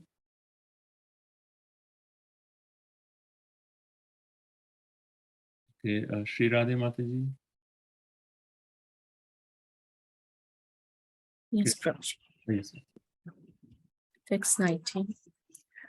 Pratikriyana yasesha kutaschit karhichit prabho sa esha bhagavan kalaha Sarvesham na samagatam. Translation. This frightful situation cannot be remedied by any person in this material world. My Lord, it is the Supreme Personality of Godhead as eternal time Kala that has approached us all. So now Vidura's first instruction, Dhritarashtra, is get out. Don't you see how you are being overcome by time? And then, Dhritarashtra may say that Vidura, you always give a solution to all my problems. Because Vidura was Dhritarashtra's counselor, and they had that strong affection. And whenever there was anything, he used to at least hear from Vidura. So now he's thinking that, yes, okay, this fear is come and overcome me. But Vidura, you tell me a solution to this, right? But Vidura is saying, Pratikriya na yasehe. There is actually no pratikriya to it. There's no remedy to this. All through my life, I have given you some solutions to get out of all the problems. But this time, there is no remedy to this. Why? Because he says, Prabhu, oh my Lord. Right here again, like Rajan, he's actually sarcastic. Oh my Lord, he's actually saying, because this is actually the influence of Kala. Kala, this is time. And this time is actually the Supreme Personality of Godhead. The Supreme Personality of Godhead is actually approached all of us in the form of eternal time. And no one can actually remedy this situation. And no one in this material world can remedy this situation. So Prabhupada actually makes a point that no one can refuse to accept either summon calls or the supreme judgment of eternal life. Right? Like if the death call comes, no one can say, oh, give me 5 more minutes. Like Prabhupada actually, he makes a point that he says, by my personal experience, I know this big businessman, and he was actually bargaining with the doctor. Doctor, please give me 3 more years, 3 more years. Why? Oh, I have this one final business deal. I just want to finish that, and then I will die. He's bargaining with the doctor, Prabhupada says. But nothing can actually help us. And then Prabhupada says, death is identical with the Supreme Personality of God. And which is that verse in Bhagavad Gita? Follows me. Follows me. Okay, and what is the starting? Kalasmi is I am eternal time. Okay? And there's one more where Krishna says, I am death personified. Mrityu sarva haras chaham. Mrityu sarva haras chaham. Udbhavas cha bhavishyatam. Kirti shrir vakna narinam. Smritir meda dhritir shama. It says, I am, it comes in the 10th chapter. I am all devouring death. I am the generating principle. All that is. I am all mrityu sarva haras chaham. My death, I conquer everyone. And then purport Prabhupada actually in that Bhagavad Gita verse, he says, everyone is dying at every moment. And Prabhupada makes this point in his lectures also. You hear that if a baby is 2 days old, Prabhupada says that means he's died 2 days. And we always think that will come when we are old. But we have lived for 30 years, we have died 30 years. So Prabhupada says, death is devouring every living entity at every moment. But the last stroke of that devouring nature is called death itself. And that death is Krishna. And Prabhupada actually, in the purport, he makes this point about even Brahma. Brahma Bhuvana Loka Punar Avirtino Arjuna. Starting from Brahma all the way to the insignificant. No one can overcome the influence of time. No one can overcome death. And then Prabhupada talks of Hiranyakashipu. Right? So Hiranyakashipu, how we can consider the power of Hiranyakashipu, the opulence of Hiranyakashipu is described in the 7th canto, that he became so powerful that just by his movement of his eyebrows, the demigods used to shake in fear. That is the power of Hiranyakashipu.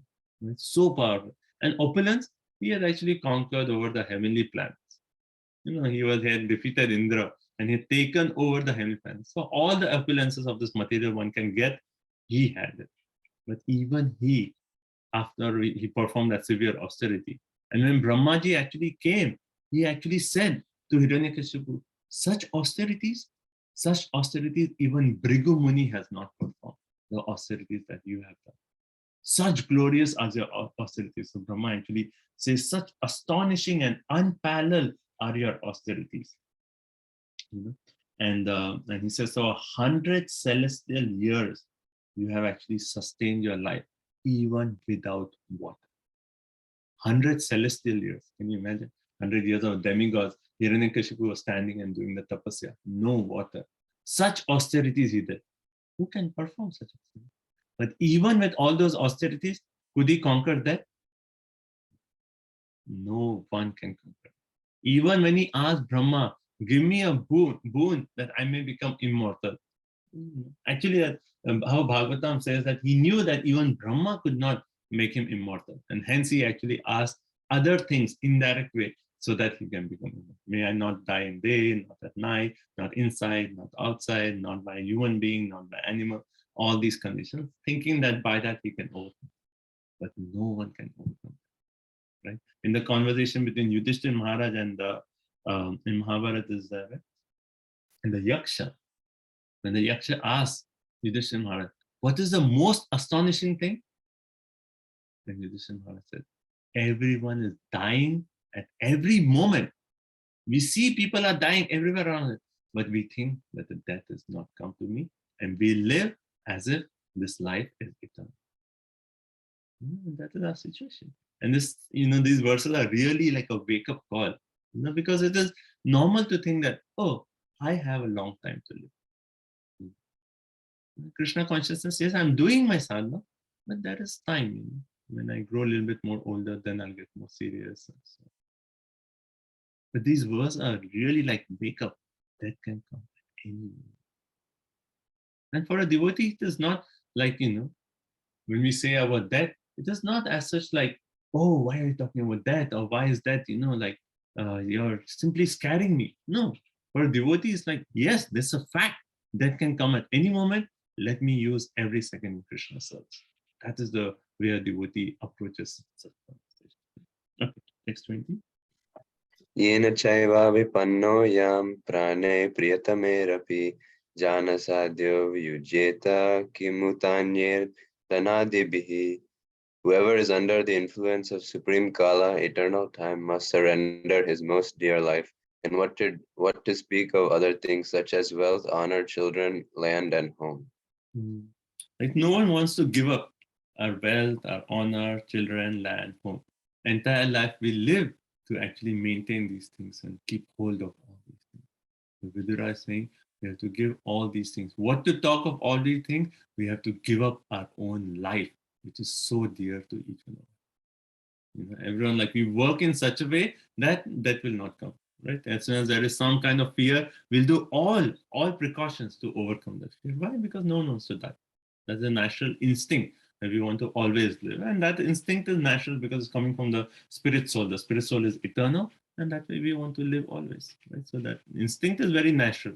But now it is projected in a wrong way that we say that, oh, this material body, in this material body, I should not die. But that's not going to happen. We are going to die, right? Every one of us. So once we, at a particular time, by the influence of Kal, we have to surrender this most dear life. We have to give that up.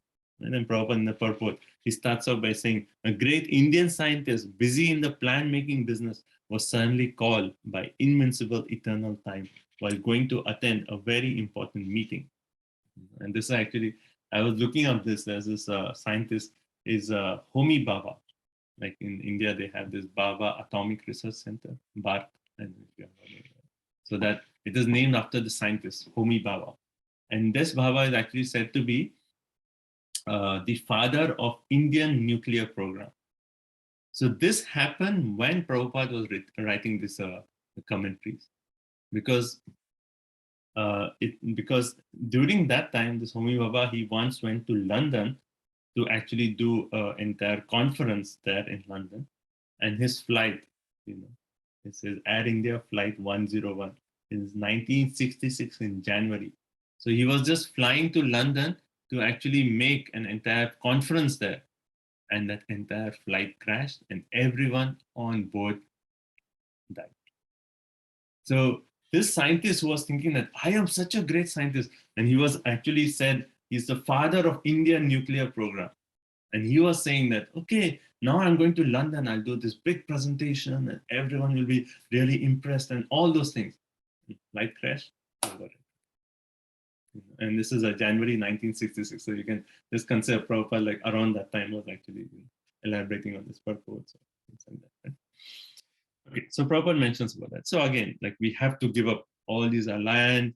That's why death is actually so fearful for most people. Because we all, the more we hold on to attachment to these things, the more difficult, the more painful is it. But even before our death, like how Bhakti Tirtha Maharaj has actually written this book, dying before, what's it?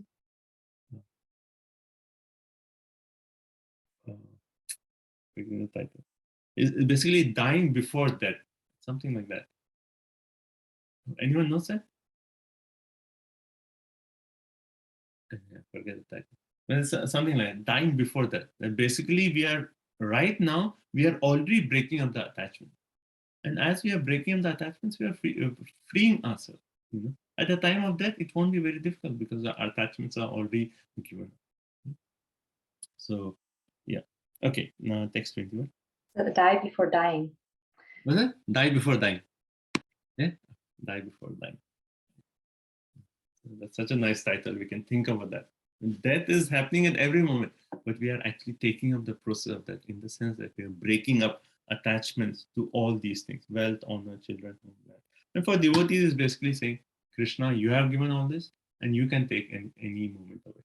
So it's all your property. So I'm just, right now, just what's the right word? You have given me this. I know you are the master. I'm just taking care of these on your behalf. And when you want to take it away, that mood devotees should develop. Okay, text 21. Hare Krishna. Pithur Bhrutar Sruhat Putra Ataste Vigatam Vayam Atma Cha Jaraya Grasta Parageham Upase. Translation: Your father, brother, well-wishers, and sons are all dead and passed away. You yourself have expended the major portion of your life. Your body is now overtaken by invalidity, and you are living in the home of another. Hare Krishna. So Pitra, Bhrata, Surit, Putra, all are Hataha. Your father has passed away, your brothers have passed away, Pandu is dead, your well-wishers have passed away, your sons, all the 100 sons are all dead.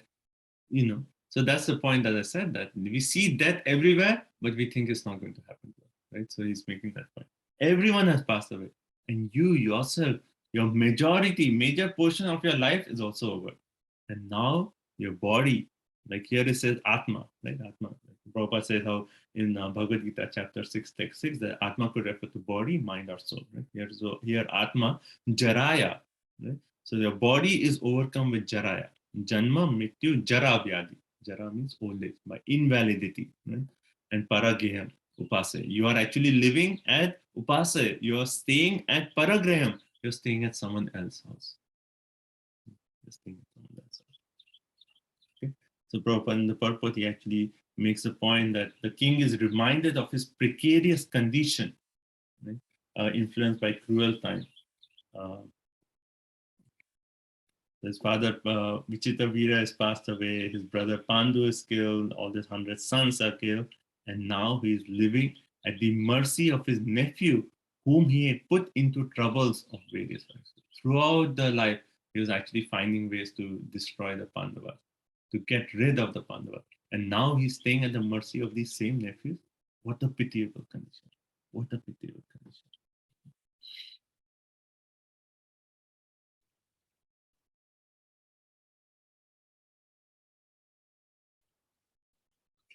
And then in the purport, Prabhupada makes a very interesting point. He says,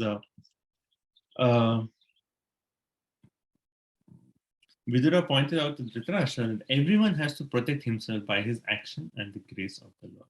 One has to execute his duty faithfully, depending for the result on the supreme authority. No friend, no children, no father, no brother, no state, no one else can protect a person who is not protected by the supreme authority. Like how Prabhupada says, everyone has to fly his own plane. Like how we see like a formation of birds, when the birds they are flying, they fly in that V shape, right? You see a formation, they always fly in the V shape. But it's not that any of these birds can stop flapping their wings. You have to, like, every bird has to do the task of flapping the wings. Every bird is responsible to be in that V formation. No son, no father. If we have done some wrong action, we are going to suffer. It's not that, oh yes, someone else is there and say, okay, now you're dying, you can give me your, it doesn't work. What you have done, we have to suffer for it. Right? No one else can protect the person who's not protected by the Supreme Lord. Okay, text 22.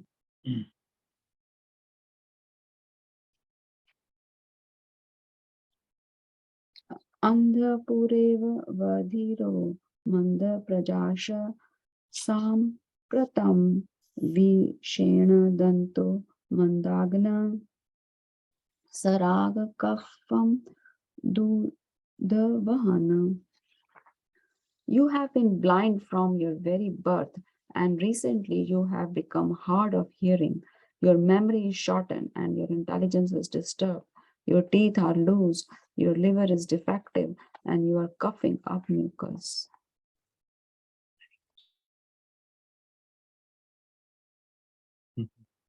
Okay, so here is like, Vidura is just giving like direct facts to him. He says, Andaha, you are blind from the beginning, Pura, and then now, okay, you're blind from the beginning, so your eyesight is anyway gone. Vadiraha, you are hard of hearing, you cannot even hear properly. Manda Pragya, memory is shortened. And then Vishirnaha Dantaha, your teeth are all getting loose, and your liver is actually not functioning, and Kapha, you're coughing mucus. All these are signs that your death is just knocking on your door. It is right there. Can't you see it? Can't you see your death? Your whole life you actually lived in such a way. You've come to the end of your life. Can't you see death approaching?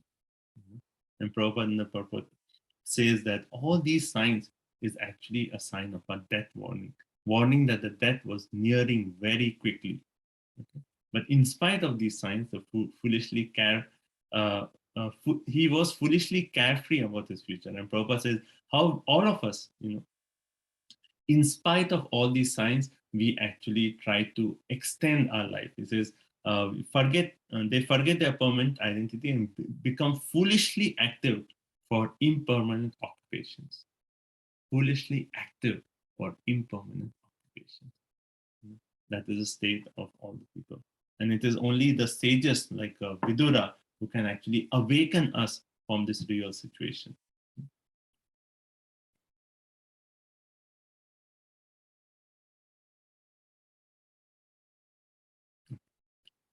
So Prabhupada talks about this foolishly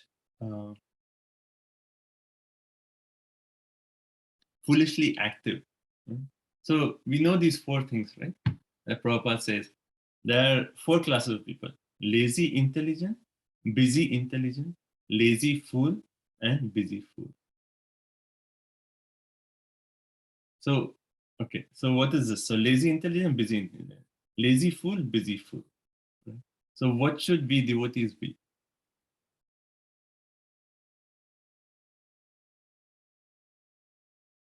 Lazy intelligent? Okay, we don't want to be foolish, right? Intelligent. Huh? Busy intelligent. Why busy intelligent? So anyway, this is all in terms of the material realm. We are not talking about spiritual, right? So lazy intelligent in terms of material activities, right? So Prabhupada says foolishly active in the sense that is referring to the busy fool, right?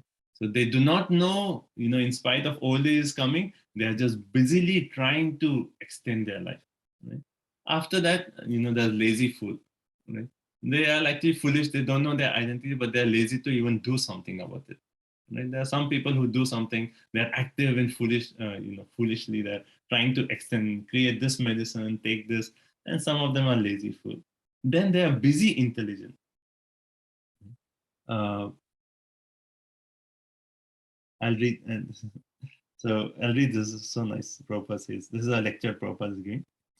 So, so at the present moment, he's laughing. Prabhupada is laughing and saying the whole world is full of busy fools. But the first class man, he is lazy intelligent. Okay, Prabhupada explains. Lazy and intelligent, that is first class man. And the second class man, busy intelligent. Third class means lazy fool. And fourth class means busy fool. When the fools are busy, just like nowadays they are busy, but they are fools. Like monkey, he's very busy, you see. And they prefer to be generation of monkey, busy fool. That's all. Fools. When he's busy, he's simply creating havoc. The Prabhupada is saying just like monkeys, they're always active. But what are they doing? Nothing. Similarly, the whole world, busy fool. They're doing so much. But what is the result? Nothing. Right?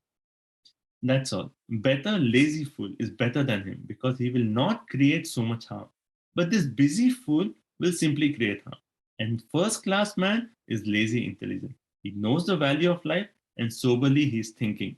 Right? So lazy intelligence is the best. In the sense that in the material world, we are intelligent in the sense that we know this entire material world is temporary and we don't act too much in this material world. Whatever basic is required for our maintenance, we'll do that. But we are not busily active to procure more things in the world. We are intelligent. All these things are temporary. They'll come on its own accord and then they will go of their own accord. He knows the value of life and soberly is thinking. Just like all great saintly persons, they were living in the forest, meditation, tapasya, writing books. All you will find lazy intelligent. They are first class men. So Prabhupada talks about these four. Lazy intelligent, busy intelligent, lazy fool, busy fool. Okay, this is okay? These four classifications. Okay, okay, let's continue. Text 23. So he is already, Vidura said, blind from birth, you cannot hear properly, memory is short, intelligence is disturbed, teeth are loose, liver is defective, mucus you're coughing. That is right there. Don't you realize it? Okay, 23. Text 23. Aho mahiya shijanto jivata sayata bhavan bhima apavarjitam pindam adate grihapalavat. Translation. Alas, how powerful are the hopes of a living being to continue his life. Very, you are living just like a household dog and are eating remnants of food given by Bhima. Hare Krishna.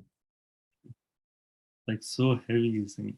Alas, aho, mahishi, how powerful, jantu jivita, the hope for living. The hope for living. In spite of all these conditions of Dhritarashtra. He's lost everything, all his desires, dreams, everything is finished. His sons are dead, his family is dead, well-wisher is dead, his body is falling apart, all bodily functions are going, but still he's hoping, no, I will live a long life, and I can stay here. And here Vidura is saying, Aho Mahi, how powerful is this hope of living, that in spite of all these, we think that we will live for a very long time. And then he says, Bhavan Bhima, he particularly points out Bhima. It is actually said that when Dhritarashtra was in the palace, then all the Pandavas were serving him, right? And all of them, like of the five, only Bhima, whenever he used to see Dhritarashtra, still he had that, that feeling. And even Dhritarashtra, like all the Pandavas used to accept the service, but with Bhima, because Bhima had killed all his 100 sons. So he still had that that enmity to Bhima. But others used to just like accept their service. So now Vidura, knowing this, is particularly saying, you are actually accepting the remnants of a fool, like a griha palavat, right? Just like Bhima is giving you some remnants and you are accepting that. That is your position. How horrible is your position? And still you're here, hoping to live a long life, hoping to live like a king, taking all the opulences that Yudhishthira is giving, still you're hoping? Is that your condition? How degraded. Okay, and then Prabhupada says, a sadhu should never flatter kings or rich men. Right? The duty of a sadhu is to speak the naked truth of life. So one may consider that why Vidura, like he's speaking these heavy words, and Dhritarashtra is quietly listening. Why? And one can meditate on the point that when can someone use strong words in his preaching? So, so first point is, like even Prabhupada, like, you hear his lectures, he uses strong words, or rascals, fools, and but the people accepted those. Why? Because they knew, first point, that Prabhupada is actually the well-wisher of each one of us. They could see that mood of Prabhupada, that Prabhupada is speaking not out of enviousness, not out of some, some anger, or not out of my superior position.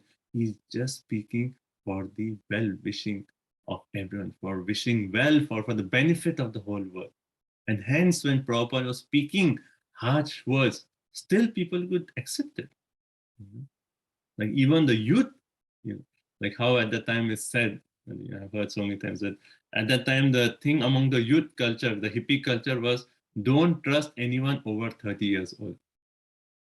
And here you have like a 70-year-old man talking to them, saying that you're all fools, you're rascals, and still they are listening to him. Why? Because they can see that Prabhupada is actually just speaking for their benefit. So now here, Dhritarashtra, they had that affection. Vidura and Dhritarashtra as brothers, they had that affection always. Right? But Vidura's affection to Dhritarashtra was always for Dhritarashtra's benefit. So though, like affection could be like, okay, I just want to please you. So whatever, even though it is not good, I will do it for you because I want to please you. Like how Prabhupada tells a story about one boy who was actually suffering from TB, tuberculosis. And then his mother actually told, the elder sister was at home, and mother had to go out, and he told, just take care of your son, don't give him anything to eat, because if you give anything to eat, he will die, and then just give him medicines. And then when the mother was away, the young brother was coming to sister and saying, oh, sister, I want to eat this pakoras. I have such a strong desire, please. And the sister said, oh, brother wants. And she came and gave him those pakoras. And then because that. So Prabhupada makes that point. So one kind of relationship is where, oh, whatever you want, you will give. Is that good for him? I don't, I just want to see that he's happy. That is just superficial relationship. Vidura's affection for Dhritarashtra was, yes, I have that affection, I have that relationship, but I will do what is really for his benefit. And only devotees actually know what is the true benefit. And hence, having the relationship with devotees, they may say something at sometimes, which we may not like it, but if we know that that person is acting for our benefit, then we will accept it. Yes, he's speaking for our benefit.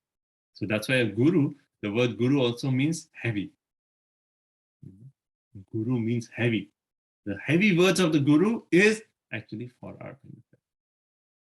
So though we may not like it, we may not even say like, oh, this is too heavy, how can I say? Like there's a incident within Giriraj Swami Maharaj and one of his disciples, and now he's sannyasi, is Brihad Bhagavata Swami Maharaj. Bhakti Brihad Bhagavat Swami Maharaj, that's his name. So he was telling this, that he was serving Giriraj Swami Maharaj personally.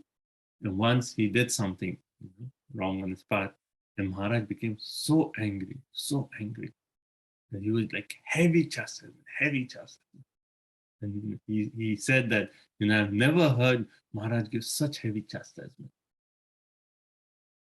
And then like he was like totally shaken by that chastisement.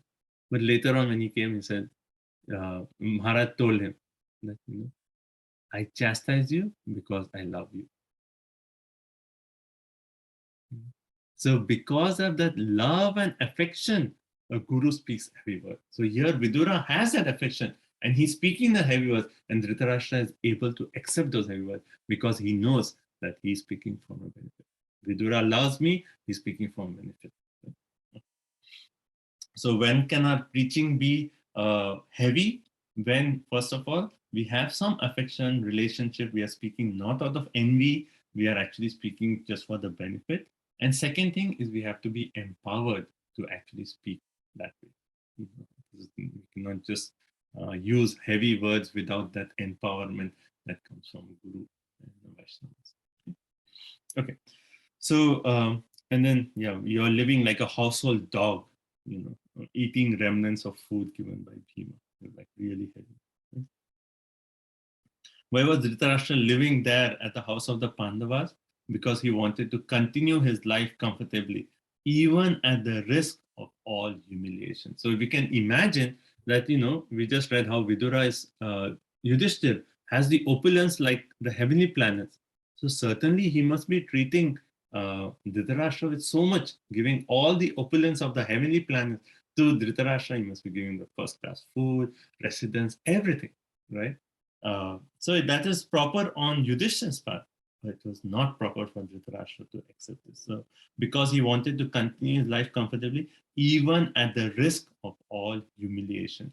That is how powerful is the hope of continuing to live. Okay, next verse.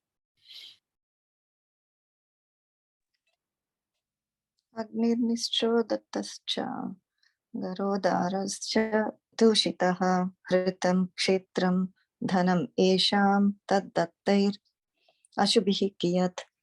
Translation: there is no need to live a degraded life, insist on charity of those whom you tried to kill by arson and poisoning. You also insulted one of their wives and usurped their kingdom and wealth. So one thing is, like, even though he may be in like such a humiliated condition, living like a dog, getting the remnants from Bhima, who actually always had that feeling of enmity, even though he may be thinking that Dhritarashtra, I don't have any option.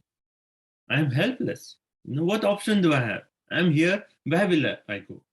And this I have, like, this is very practical that even, like when people get old, they think that where else will I go? What else will I do? So I will just continue my situation, even though it may not be the proper situation.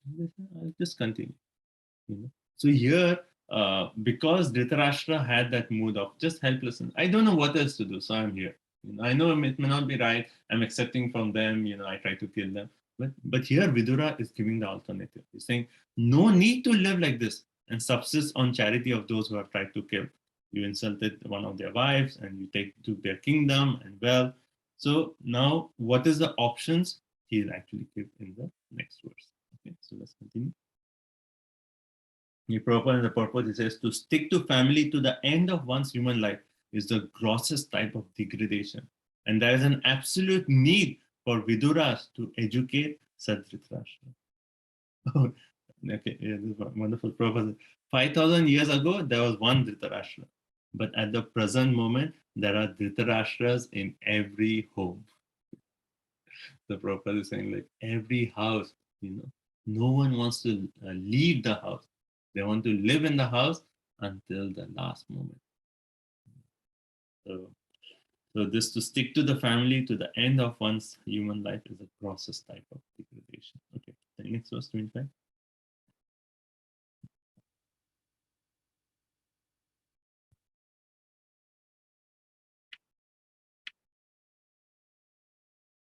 Gopinath Sharma. Tasya apitava dehoyam kripanasya jijivisho parepi anichato jino charaya vasasiva. Despite your unwillingness to die and your desire to live, even at the cost of honor and prestige, your miserly body will certainly dwindle and deteriorate like an old garment. Right, like an old garment. Then Krishna says the same thing in Bhagavad Gita, 2nd chapter. He says, Vasamsi jirnani yatha vihaya navani grinati naroparani tatha sharirani vihaya jirnani anyani samyani navani dehi. He says, like, as a person puts on new garments, Giving up the old one, the soul similarly accepts new material body, giving up the old one. So just like old clothes, when the clothes are old, you throw it away. Similarly, when the body is old, you should throw it away. So here he's actually saying, despite your unwillingness to die, and your desire to live, you know that again going back to the point that no one wants to, like aho mahi yashi jantur. How powerful is the hope of living, right? He's saying, in spite your miserly body will certainly dwindle. So Chakravarti Pad in this purport, he actually says that both the subtle and the gross body was actually wearing out. Gross body in the sense like wrinkles, gray hair, etc. Subtle body in the sense of like the senses of deafness, blindness, and all those things. So both the subtle and the gross body is actually wearing out. And Prabhupada in the purport focusing on the word kripana. Kripanasya jivi shoho. Kripana means miserly, right? So either there's kripana or there is brahmana. Who is a kripana? Kripana is a miserly person, right? Why miserly? Because in spite of getting this precious human form of life, if one is not using the human form of life for the right purpose, then he's the miserly. On the other hand, is a brahmana. Brahmana, he knows the value of this human form of life, and hence he uses the human form of life for spiritual elevation. So that's the difference between the kripana and the brahmana. Okay, next verse. 26. Yes. Gatasvarthamimam deham virakto mukta bandhanaha avignata gatircha yat savaitira udarutaha. Translation is Bhaktivedanta Swami Srila Prabhupada ki jai. He is called undisturbed who goes to an unknown remote place and freed from all obligations, quits his body when it has become useless. Okay. So in the next few verses, Vidura is going to talk about a Dhira and a Narottama, right? So these two, Dhira and Narottama. Right? So Dhira here is explaining what is a Dhira. Dhira is a person, right? Like how Dehino Yasmi Yatadhe, Komanam Yovanam Jara, Tatha Dehantar Prapti, Dhiras Tatra Namuyati. One who is a Dhira, he's not bewildered by such a thing. So based on that, here it says Dhira. He is called a Dhira who actually goes to an unknown remote place and free from all obligation. He quits his material body. And basically, he's not disturbed by this change of material body. That person is a Dhira. Prabhupada in the purport, he says, Narottam Das Thakur, he's actually sung this song. Hari Hari Vipale Janamo Ganaino, Manushya Janama Paya, Radha Krishna Na Bhajiya, Janiya Suniya, Vishakhaino. I spent my life uselessly, even after having obtained Manushya Janma, right? If I have not worshipped Radha Krishna Na Bhajiya, then I have knowingly drunk poison. So Dhira is one who is not disturbed by this change. And okay, now there's one very important point in the purport that we need to discuss here. In the towards the end of the purport, he says, this is, however, the path of renunciation based on a frustrated life. But stabilization of such renunciation is possible only by association with bona fide saints and self-realized souls, by which one can be engaged in the loving devotional service of the Lord. Okay, what does this sentence mean to you? Would someone like to explain the sentence?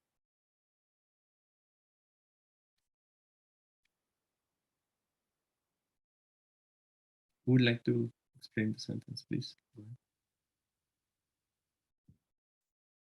But renunciation due to frustration is just common, but if you want to have like a higher level of renunciation, then you associate with the pure devotees who can give us, help us understand about Krishna. So there, one is material, one is spiritual, right? Two levels. So renunciation means giving up all material. But if you give up all material and do not take spiritual, then that platform is unsteady. And one will fall back into material, because we need that activity. Our nature is that to be active. So if we are renouncing the material thing, but if you are not taking to the positive engagement, then that kind of renunciation is actually how Rupa Goswami says. He says, Falgu Vairagya. Right? It is false renunciation. Right? Prapanchika bhakta hari sambandha vasuna muchati parityago falgum vairagya uchate.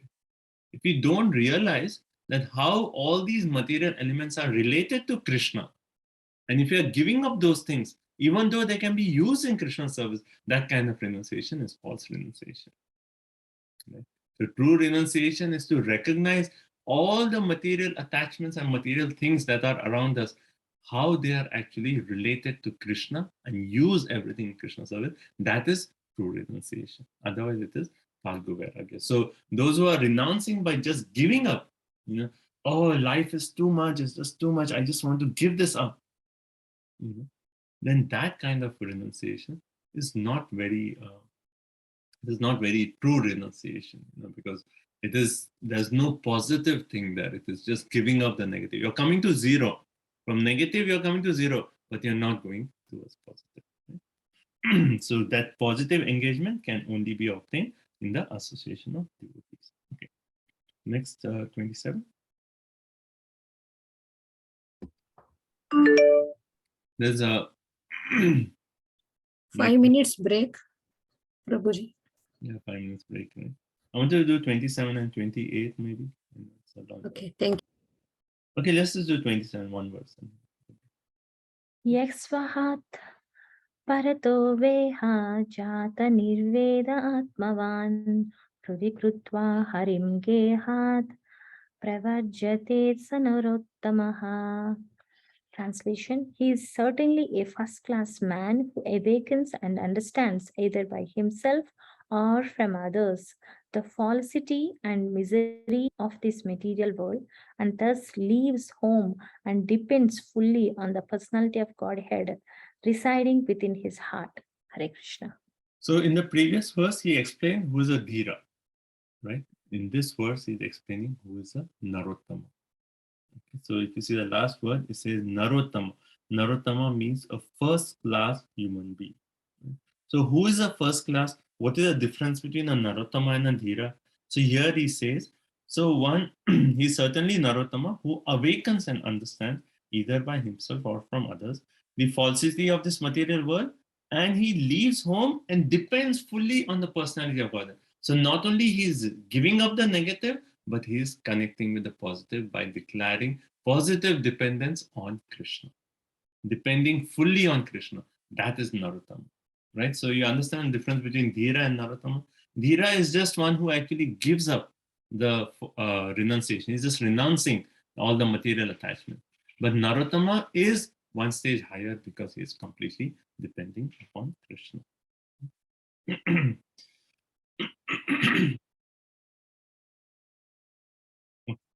Okay, so we'll take a break now. It's over to us. So,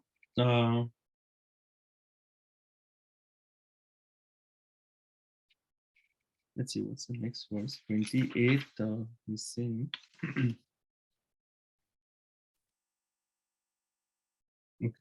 Okay, so in text 28, I'll just read that.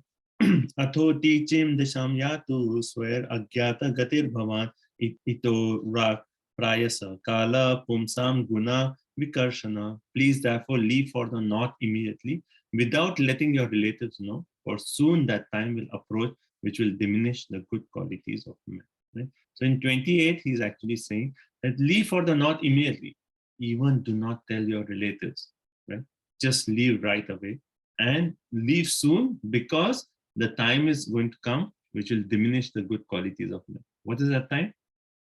Kali Yuga is actually going to begin. Right? So he's actually saying Kali Yuga is going to begin, leave for the north right away, and even do not tell your relatives. So, okay. So maybe we'll stop here. I'll come back. When you come back, I'll just give an overview of this section. He's actually, Vidura is telling, he talked about Dhira and Narottama. He's saying, Dhritarashtra, at least become a Dhira. You cannot become a Narottama right away, but become a Dhira and leave north right away. Okay. leave for the north like that. Okay, so let's see. Any comments you would like to make before you take a break? Hare Krishna Prabhuji, I like that. Die before dying. So consider your material, everything material that you have as a property of Krishna, and contemplate that I'm Krishna, I'm just taking care of it, and you can take away at any time you want. Very nice. Very practical. Prabhuji, as you mentioned, the Guru is very important. So recently I heard in one of the lecture, Guru is like a paperweight and we are like a paper. So our sadhana will be stable when Guru is there, that paperweight is there, otherwise will wither like that. And the second point you said, like about Yamraj, so everywhere it is, death is very cruel. So it is said like the Yamraj Karuna Nasti. He has no compassion for the soul. He does job very seriously. And then you mentioned about the verse, like there are the death symptoms of a death. Many things are there. The people become bewildered, the memory is lost and everything. But when we see the example of Prabhupada, when he was leaving his body, he was still translating the book Bhagavatam, and then his memory was very sharp. He was really concentrated. Everything, the intelligence was there. Everything was there.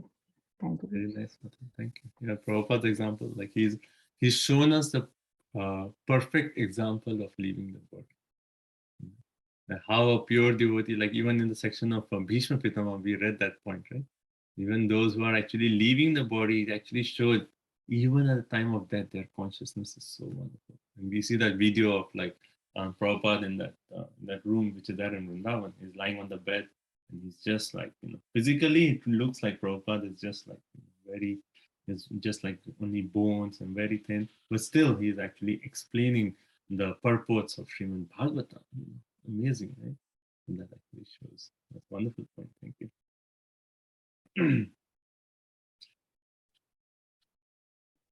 Hare Krishna.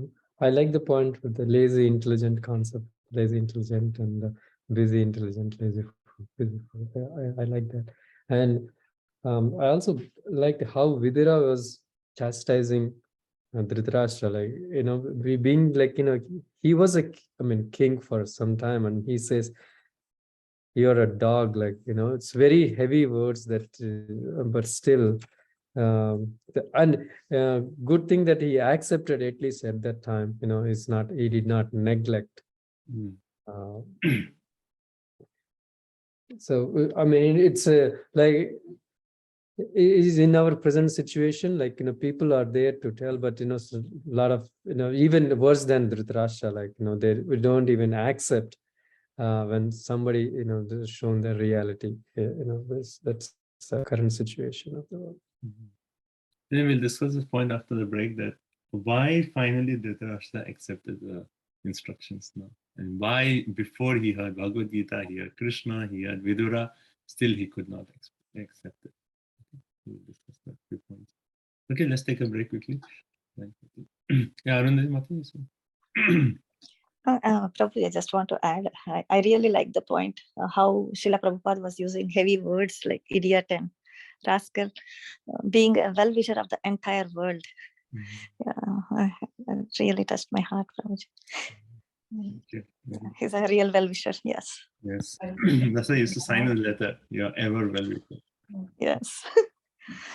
Hare Krishna, Prabhuji. I also had the same thoughts about what Aruna Mataji and Gopi Prabhu said. Okay, so let's take a 5 minutes break, and then I know it's already 9:40. Just come back in 5 minutes, and then we'll do a just quick overview, and I want to discuss that why now he's actually accepting those instructions. Okay. Thank you so much. Hare Krishna.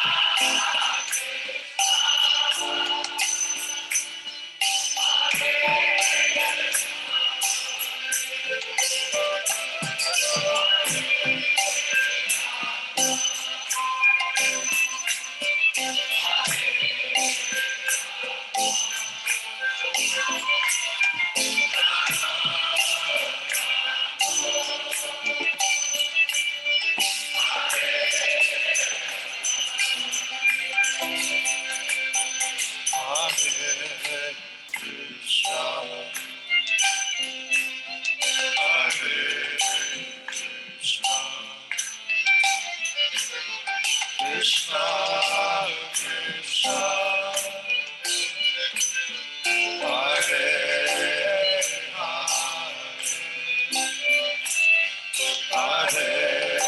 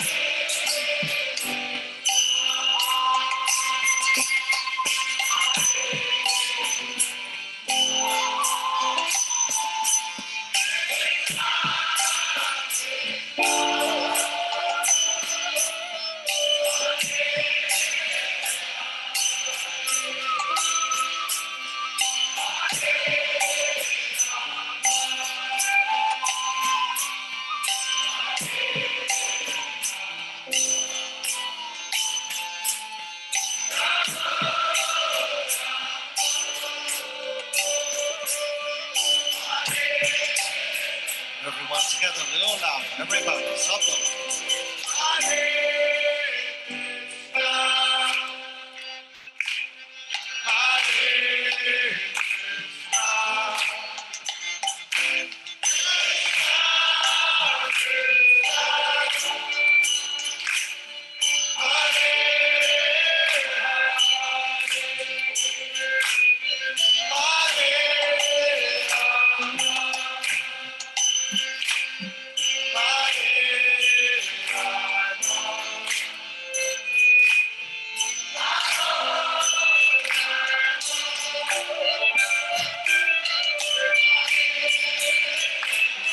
One time, a little louder.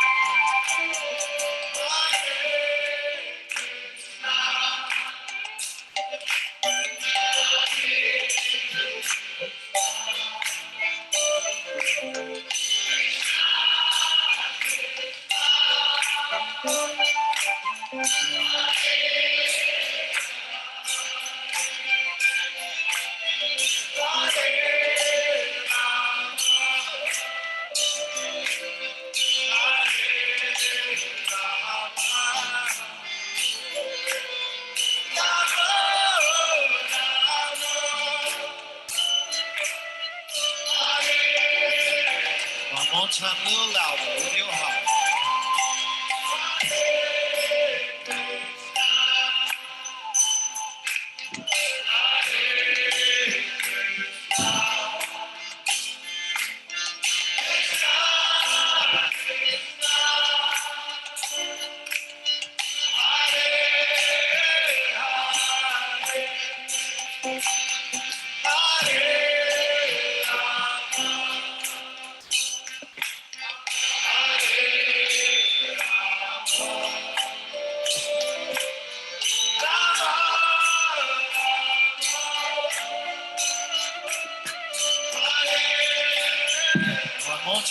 loudly.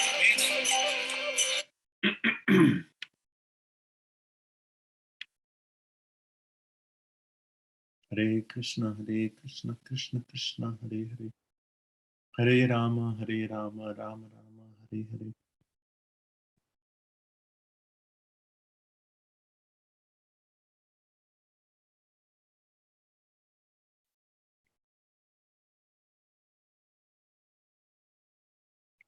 Hare Krishna, everyone.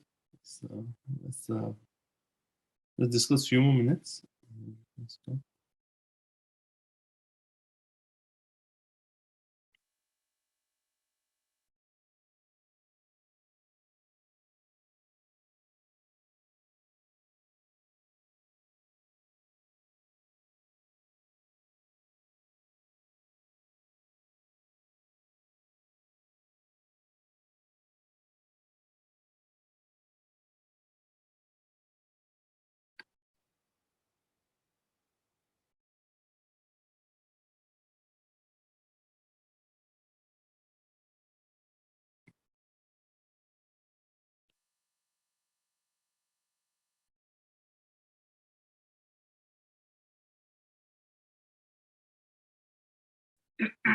Okay, so so I'll just summarize the section here. So Vidura, so what are the points? He's actually first of all sarcastically called sorry, Dhritarashtra the king, Rajan, and he's actually that way kind of indicated, you need to get out right now. Your desire of become the king, all those desires have already been vanquished.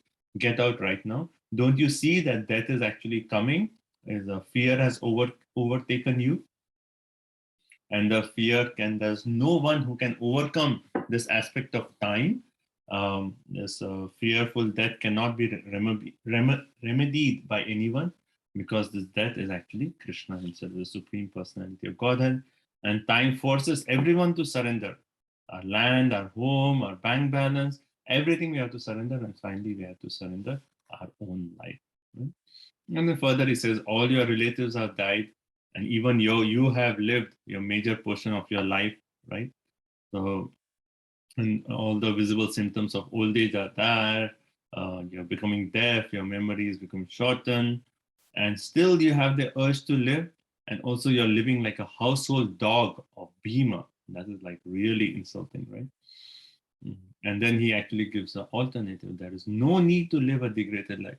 And that's the point I'm thinking, that, spiritual teachers give us alternative to our way of life. Otherwise, we are just bound in our materialistic way of life. But spiritual teacher says, no, there is an alternative way. So Vidura is giving Dhritarashtra that alternative. There is no need to this. There is an alternative way, right? And what is that? Then he talks about. So there are two things, Dhira and Narottama.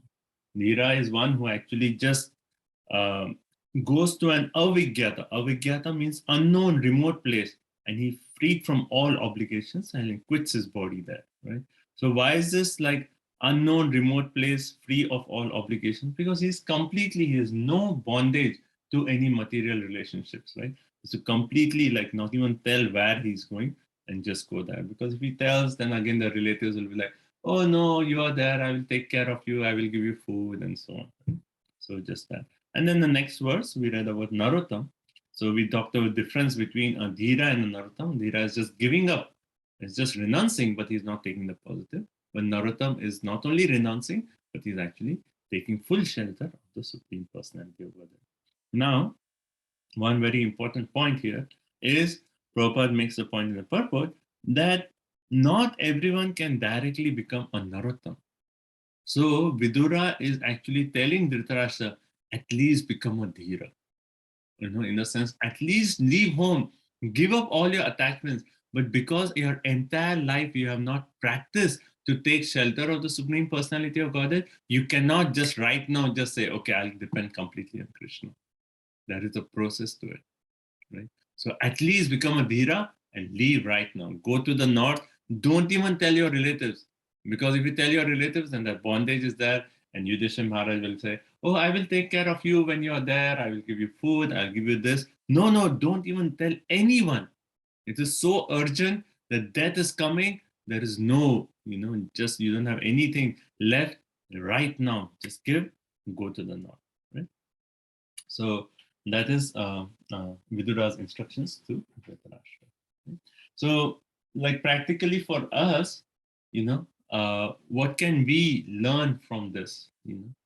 Right? One point is, like just practically, like we see, even in our body, like whatever is our age, 30, 40, we already see that, like what was our position in youth that is no longer there. Maybe our digestive system is not so strong, we feel different kinds of pains. That is already a sign that, quite, part of our life is past, and then, death is coming. So we should, as the time progresses, become more and more serious in our spiritual life, and we gradually try to give up material attachments and take more and more shelter of Krishna. One can consider this like a wake-up call, from our complacent practice of spiritual life. So these verses can be considered in that way. And it's nice we are reading this in the auspicious month of Kartik, so we can actually, read these verses and let these verses be a motivation for us for this Kartik vow to really dive deep in our spiritual life. Okay. So, okay, so that is the section here. We'll continue now. And since we don't have much time, I would request all of you to just read the English translations from text number 29. So at least next few verses will go a little fast. And up to 38 will cover the text. Hare Krishna, Prabhu. Sorry, Yes. I have a question before we move on to the next one. So, how is it practical in this age, like leaving home remotely, not telling anyone, like in an old age when there are so many problems in the body? That's Thinking about our parents, and that way I'm contemplating. Well, at the time, like when we come to the stage where our parents are, at a particular stage, our parents are no longer in this world, and we have like children, they are married and things like that. Then, that's why this entire system is there of brahmachari, grahastha, vanaprastha, sannyas. So most of us are in grahastha ashram here. So as we are progressing through our grahastha ashram, when our children are growing up, they are getting married, then at a particular point, we have to come to the stage that they are no longer dependent on us. Because the way the mind works is like, oh, if I am not there, then who will take care of my grandchildren? Who will give good advice to my children? Who will do this? And that's later on in this chapter when Narad Muni is going to tell Yudhishthir, he's going to tell the same thing. He's going to make the point that it's not you who is maintaining your children. Finally, it is all Krishna who is maintaining everyone. We ourselves are under the influence of Kala, Karma, and Guna. So how can we maintain someone? So these points of detachment at a particular stage, we say like, okay, children are married, my responsibility is done, they can take care of themselves. I don't need to be there to make sure now grandchildren is there, now they are raised properly. Like, at a particular time, we have to like kind of pull the cords, in our life. We have so many cords of responsibility. Gradually, we have to start pulling. And practically for us, when we are at the stage when children are married, our responsibilities are done, then spend more time in Vrindavan Dham, more time in traveling to holy places, more time in seva in the temple. Like all those things, gradually our life should progress towards that. Okay. And like if we don't give up those attachments, it's hard, like especially with our children, we are like raising them, taking care of them, and so on. Is like, okay, grandson, this I want to take care. That desire is there, even for devotees. But at a particular time, we just have to say, Krishna will take care of them. I have done my part, whatever I was supposed to do as a good parent. Now let them, and they may face some challenges. Okay, that's fine. Let them deal with it. Krishna will take care of them. So it is hard, but at some time of our life, we need to start pulling the cords. All our connections, like just like pulling all those. If you have a bunch of electrical cords, one by one, you're starting to like pull them. Yeah, and it is important that you're able to maintain yourself. away from your family. Materially also, wherever you go, wherever you live, be practically. So to that point, like how will we maintain ourselves? That's actually a good point. That's why. That's what thinking. Yeah, that's why it's important to have savings and planning our life in such a way, even at this time, that we have a decent savings that that will. Yeah, those satras, Mataji, the first sloka Prabhuji said, Vidura stayed in the satras. There they can cook food. Oh, we have not read that, right? That's first today's class, first one, Vidura. How did you maintain yourself? When you okay. Satras. Okay. Yeah. We used to do that when you're a child. No, okay, that's one point. But practically we have to also see like, okay, what is our savings account? How much we are saving? Is that enough for our retirement? Like all those things we have to consider. There's actually one devotee in Charlotte also. He does actually seminars on this, and I have been trying to I've asked him to do one for our congregation also, where he actually talks for devotees how we do financial planning so that after our 50, 55, we don't have to worry so much about finances.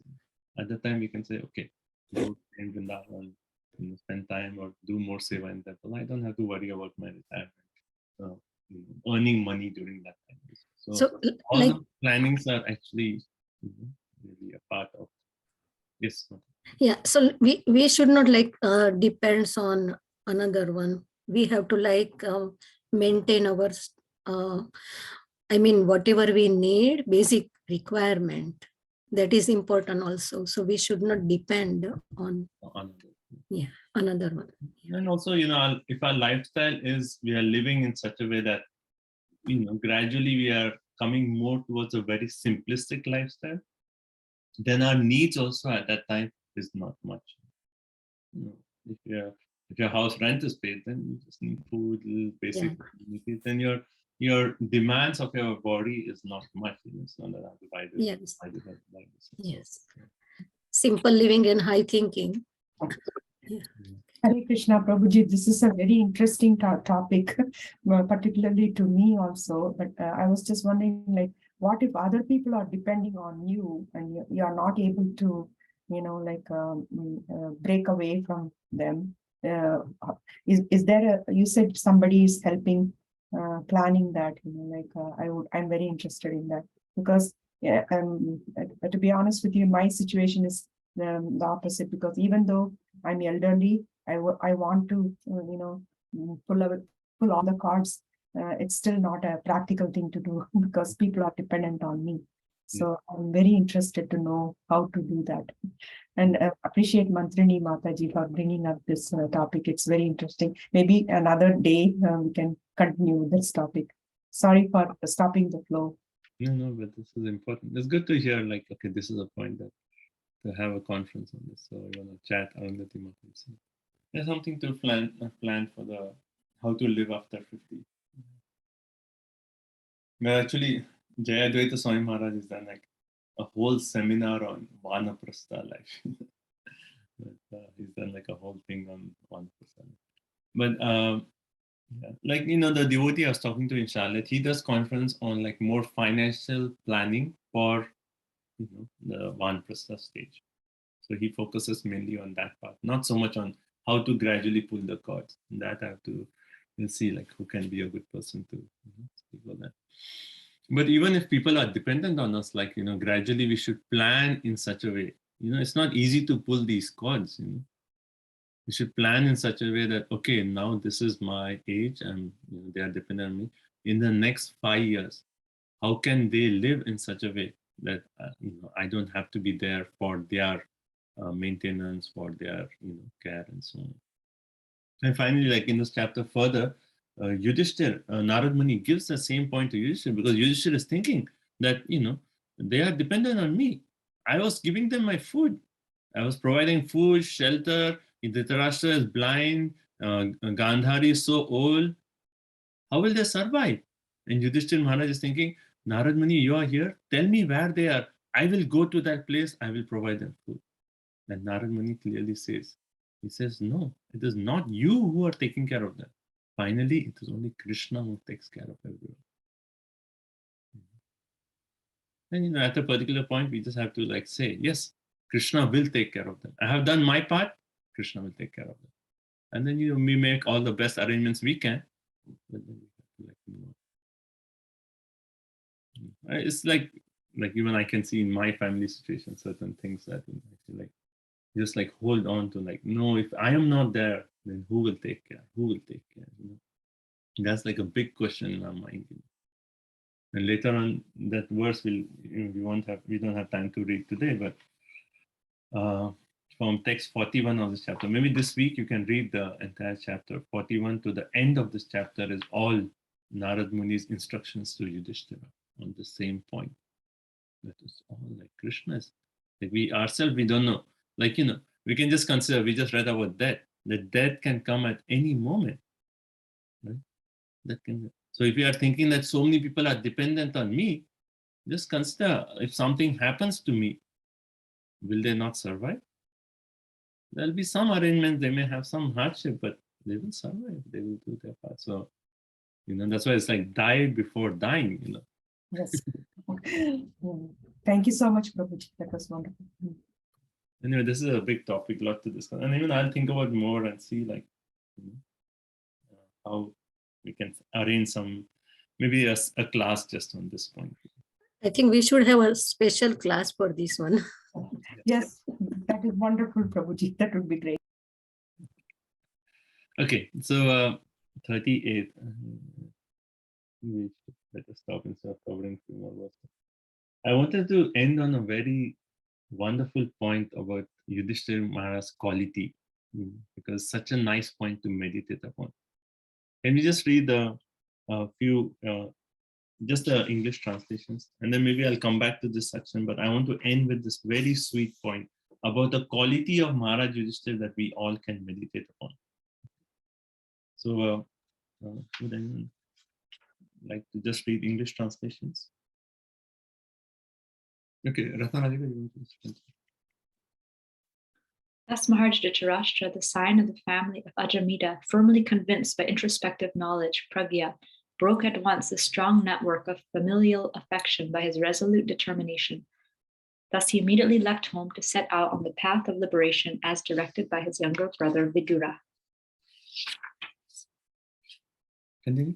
You can read on. The gentle and chaste Gandhari, who was the daughter of King Subal of Kandahar of Gandhar, followed her husband, seeing that he was going to the Himalaya mountains, which was the delight of those who have accepted the staff of the renounced order, like fighters who have accepted a good lashing from the enemy. Maharaj Yudhishthira, whose enemy was never born, performed his daily morning duties by praying, offering fire sacrifice to the sun god, and offering obeisances, grains, cows, land, and gold to the brahmanas. He then entered the palace to pay respects to the elderly. However, he could not find his uncles or aunt, the daughter of King Subala. Maharaj Yudhishthira, full of anxiety, turned to Sanjaya, who was sitting there, and said, "O Sanjaya, where is our uncle, who is old and blind? Where is my well-wisher, Uncle Vidura, and Mother Gandhari, who is very afflicted due to all her sons' demise? My uncle Dhritarashtra was also very mortified due to the death of all his sons and grandsons. Undoubtedly, I am very ungrateful. Did he therefore take my offenses very seriously and along with his wife drown himself in the Ganges? When my father Pandu fell down and we were all small children, these two uncles gave us protection from all kinds of calamities. They were always our good well-wishers. Alas, where have they gone from here?" Okay, thank you. So particularly I wanted to end with this one point about Yudhishthira Maharaj's nature, quality of a pure devotee. It is so wonderful. What is Yudhishthira Maharaj thinking? Anyway, we'll revisit these verses, but that one particular point in text 33, where we see what Yudhishthira Maharaj says, okay, where is my uncle, Dhritarashtra, Vidura, Gandhari, where have they all gone? And, Dhritarashtra was mortified because all his sons were killed. Undoubtedly, I am very ungrateful. Can we imagine Yudhishthira Maharaj situation? Like all through the life, it was this Dhritarashtra who has been causing so many difficulties to him, and he's been serving Dhritarashtra so nicely in spite of everything. He's serving so nicely. And now Yudhishthira Maharaj is thinking, undoubtedly, I have been very ungrateful. I did not serve them properly. I did not show the gratitude. Gratitude for what? I may say gratitude for what? And Yudhishthira Maharaj is thinking, no, I'm just going to see how they raised us so nicely. When my father died, it was actually Dhritarashtra who gave me place in the palace and who raised us. And he's not even seeing all the negative things that Dhritarashtra has done. And Prabhupada in that purport, he very nicely explains that this is the true quality of a devotee, that he does not see the negative anything has done. He just only sees the positive. He does not see the fault in anyone.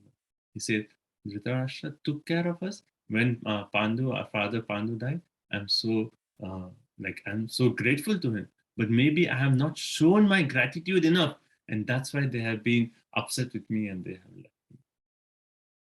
We can, like, the heart of a devotee is just like amazing. Like, we cannot even conceive how a devotee can have such a nature where he's just saying. And then next in text 34, he says, both these uncles, he's not only saying of Vidura, he's saying both these uncles, both Vidura and Dhritarashtra gave us protection from all kinds of calamities. One may say, like, Dhritarashtra gave protection, but that's what Yudhishthira Maharaj is saying. No, he gave us protection. My father died. He was the one who gave me protection. They are always our good well-wishers. That's how Yudhishthira Maharaj is actually seeing Dhritarashtra. And now that Dhritarashtra has left, he's actually feeling that maybe I have not been grateful. Okay, so anyway, we'll come back to this point. And it's a nice point to think about. This is the heart of a devotee. Not seeing fault in anything a person has done, but just seeing the small good quality and just saying, oh, he did this small thing. How can I be grateful for that? And that's why a devotee is always grateful. Okay, so we'll stop here. So, yeah, the pace of Bhagavatam is a little slow, but we are going into each verse, discussing each verse. I hope it's okay. So we'll take one more session to complete this chapter. But it is, I feel it's nice to go, like, if I rush too fast, then we skip important points. So we're going a little bit slower pace, but I think it's nice to discuss these points. It's okay. So if you have any comments about the pace or any about the format, you can always message me personally, or you can also put on a group. I'm always open to feedback. And this week, please read the entire chapter, because we have discussed also about this point about the last question, which you have all brought up. And it's an important point, because we are all kind of in that age where we need to start planning about the Vanaprastha ashram and how to, like, start, pulling those cords and everything. So read the text, read the entire chapter this week, right? And also, like, if you have any questions, please post on the group. I think last week we had many questions. This week there are no questions. So please post any questions on the group. It's always nice to, see the questions. It's through questions that we meditate on the points. Right? Okay, and then next Saturday we'll do the exam, 8 a.m. in the morning. Everyone, I hope that's okay. We moved it a few times now. So let's fix to that time. I hope everyone can give the exam. And essays also, you can start working on the essays. I've not given you a deadline, but a few devotees have already submitted their essays. So you can already start working on their essays. Okay, thank you so much. Any final comments? Prabhuji, I got a question on that exam. Is, like, we have open closed book essays questions also. Is that? Yeah, that's a part of it. Part of it. Yeah, it's a part. How many sentences, Prabhu? Like, for short answers, one sentence? Same format, like every time. Okay. So that is like 3 to 6 sentences. Oh, okay. Like, I have, anyway, because the question I already, Devanita Mati gave it like last week. So I already prepared the question paper. So I have, like, a little bit, like, reduced the question is asking so much. I just made it a little shorter, so you can just give 3 to 6 sentences. Okay. The same question. See? Okay, anything else? Thank you very much. I have one question, Prabhuji. Some of the answers, it says, comes from several texts. Is it not possible to condense them into one, maybe list everything, those questions, how to answer? I don't have the exact question here, but I was wondering like how to answer those questions, which says summarize certain things, If you can post later on the Yeah, I chat. will post it. Yeah, Okay. post a question and I can give like a sample answer. Okay. I can just give a sample answer. So Thank you so much. I have a question, Prabhuji. Yeah. Yeah. So when we are talking about this Vanaprastha and all, we are talking about our life, right, Prabhuji? But I felt like when Maharaj was talking yesterday, I'm thinking about retiring and giving duties to others. It felt pain in my inside me. I'm like, why? So I feel like if we are doing that, it will give pain to our kids. Like if he's like father, right, Prabhuji? So yeah. If my dad is writing ready for Vanaprastha, it's a pain for me. I don't want to leave him. Yeah. So this is Same. exactly the point. We are all under the influence of God. Either we do it voluntary or else we'll be forced to do it. If we don't do it, then at that time, we have to leave. And that time will be even more painful because we are not prepared for it. It is just it is heavy, but this is the fact of life. This is the fact of our existence here in this material world. If we don't do it willfully, we'll be forced to do so. And this is something that we discuss, so we can think about these points. But that's why that point about die before dying is so important. Mataji, my father, since our childhood, he used to say, "Na ghar tera, na ghar mera, chidiya rain basera." What's the last part of it? Na ghar tera, na ghar mera, chidiya rain basera. Yeah. Chidiya rain Renting. basera, house of sparrows. We are renting like. Renting, yeah. Mataji, can you please translate, Mataji? It sounds Yes. So that we think that my father always says that, or think that this is my house, my property, right? My children. It is neither your house, neither my house. It is just the house of the birds. The same birds will go in and out of the home. In India, you know how there are open houses.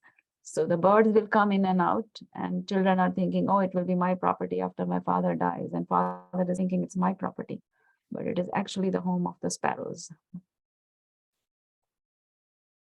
Thank you so much, Mataji. This is actually, that's why these verses are like really wake up verses. It's like if we don't do it willfully, we'll be forced to do it. So it's only the choice. Do you want to willfully start cultivating that detachment and surrender to Krishna, or do you want to be forced to it? And if you don't willfully do it, then that forcefully doing it is actually very painful. Yeah, in 13th chapter, Lord Krishna said, Janma Mrityu Jara Vyadhi Dukkha Doshanu Darshanam. So every day in the morning, we have to like meditate on this one first, actually. And for devotees, our main thing, like chant good rounds, focus on reading Bhagavatam, and then Krishna will give us the realizations at the right time. What is the best thing to do in a spiritual journey? How to actually overcome all those material attachments and how to completely declare our dependency on Krishna. So that's good. Everyone is studying Bhagavatam. That means we are on the right path. Krishna will reveal what is the next steps for us. Yeah, one thing stuck to me is like we are all just temporary bonus for everything. Once our part is done, we will leave. Temporary, everything is temporary. I'm sure everyone has experienced that the body is not getting younger. It's like one or the other bodily problems keeps coming. Like this problem, that problem, and headache, body pain. It's all coming. It's all signs are coming. So yeah. So anyway, at least for this Kartik, we can make some vows. It's very auspicious first day of Kartik. So make some vows of really where we can dive into Krishna consciousness in this month of Kartik.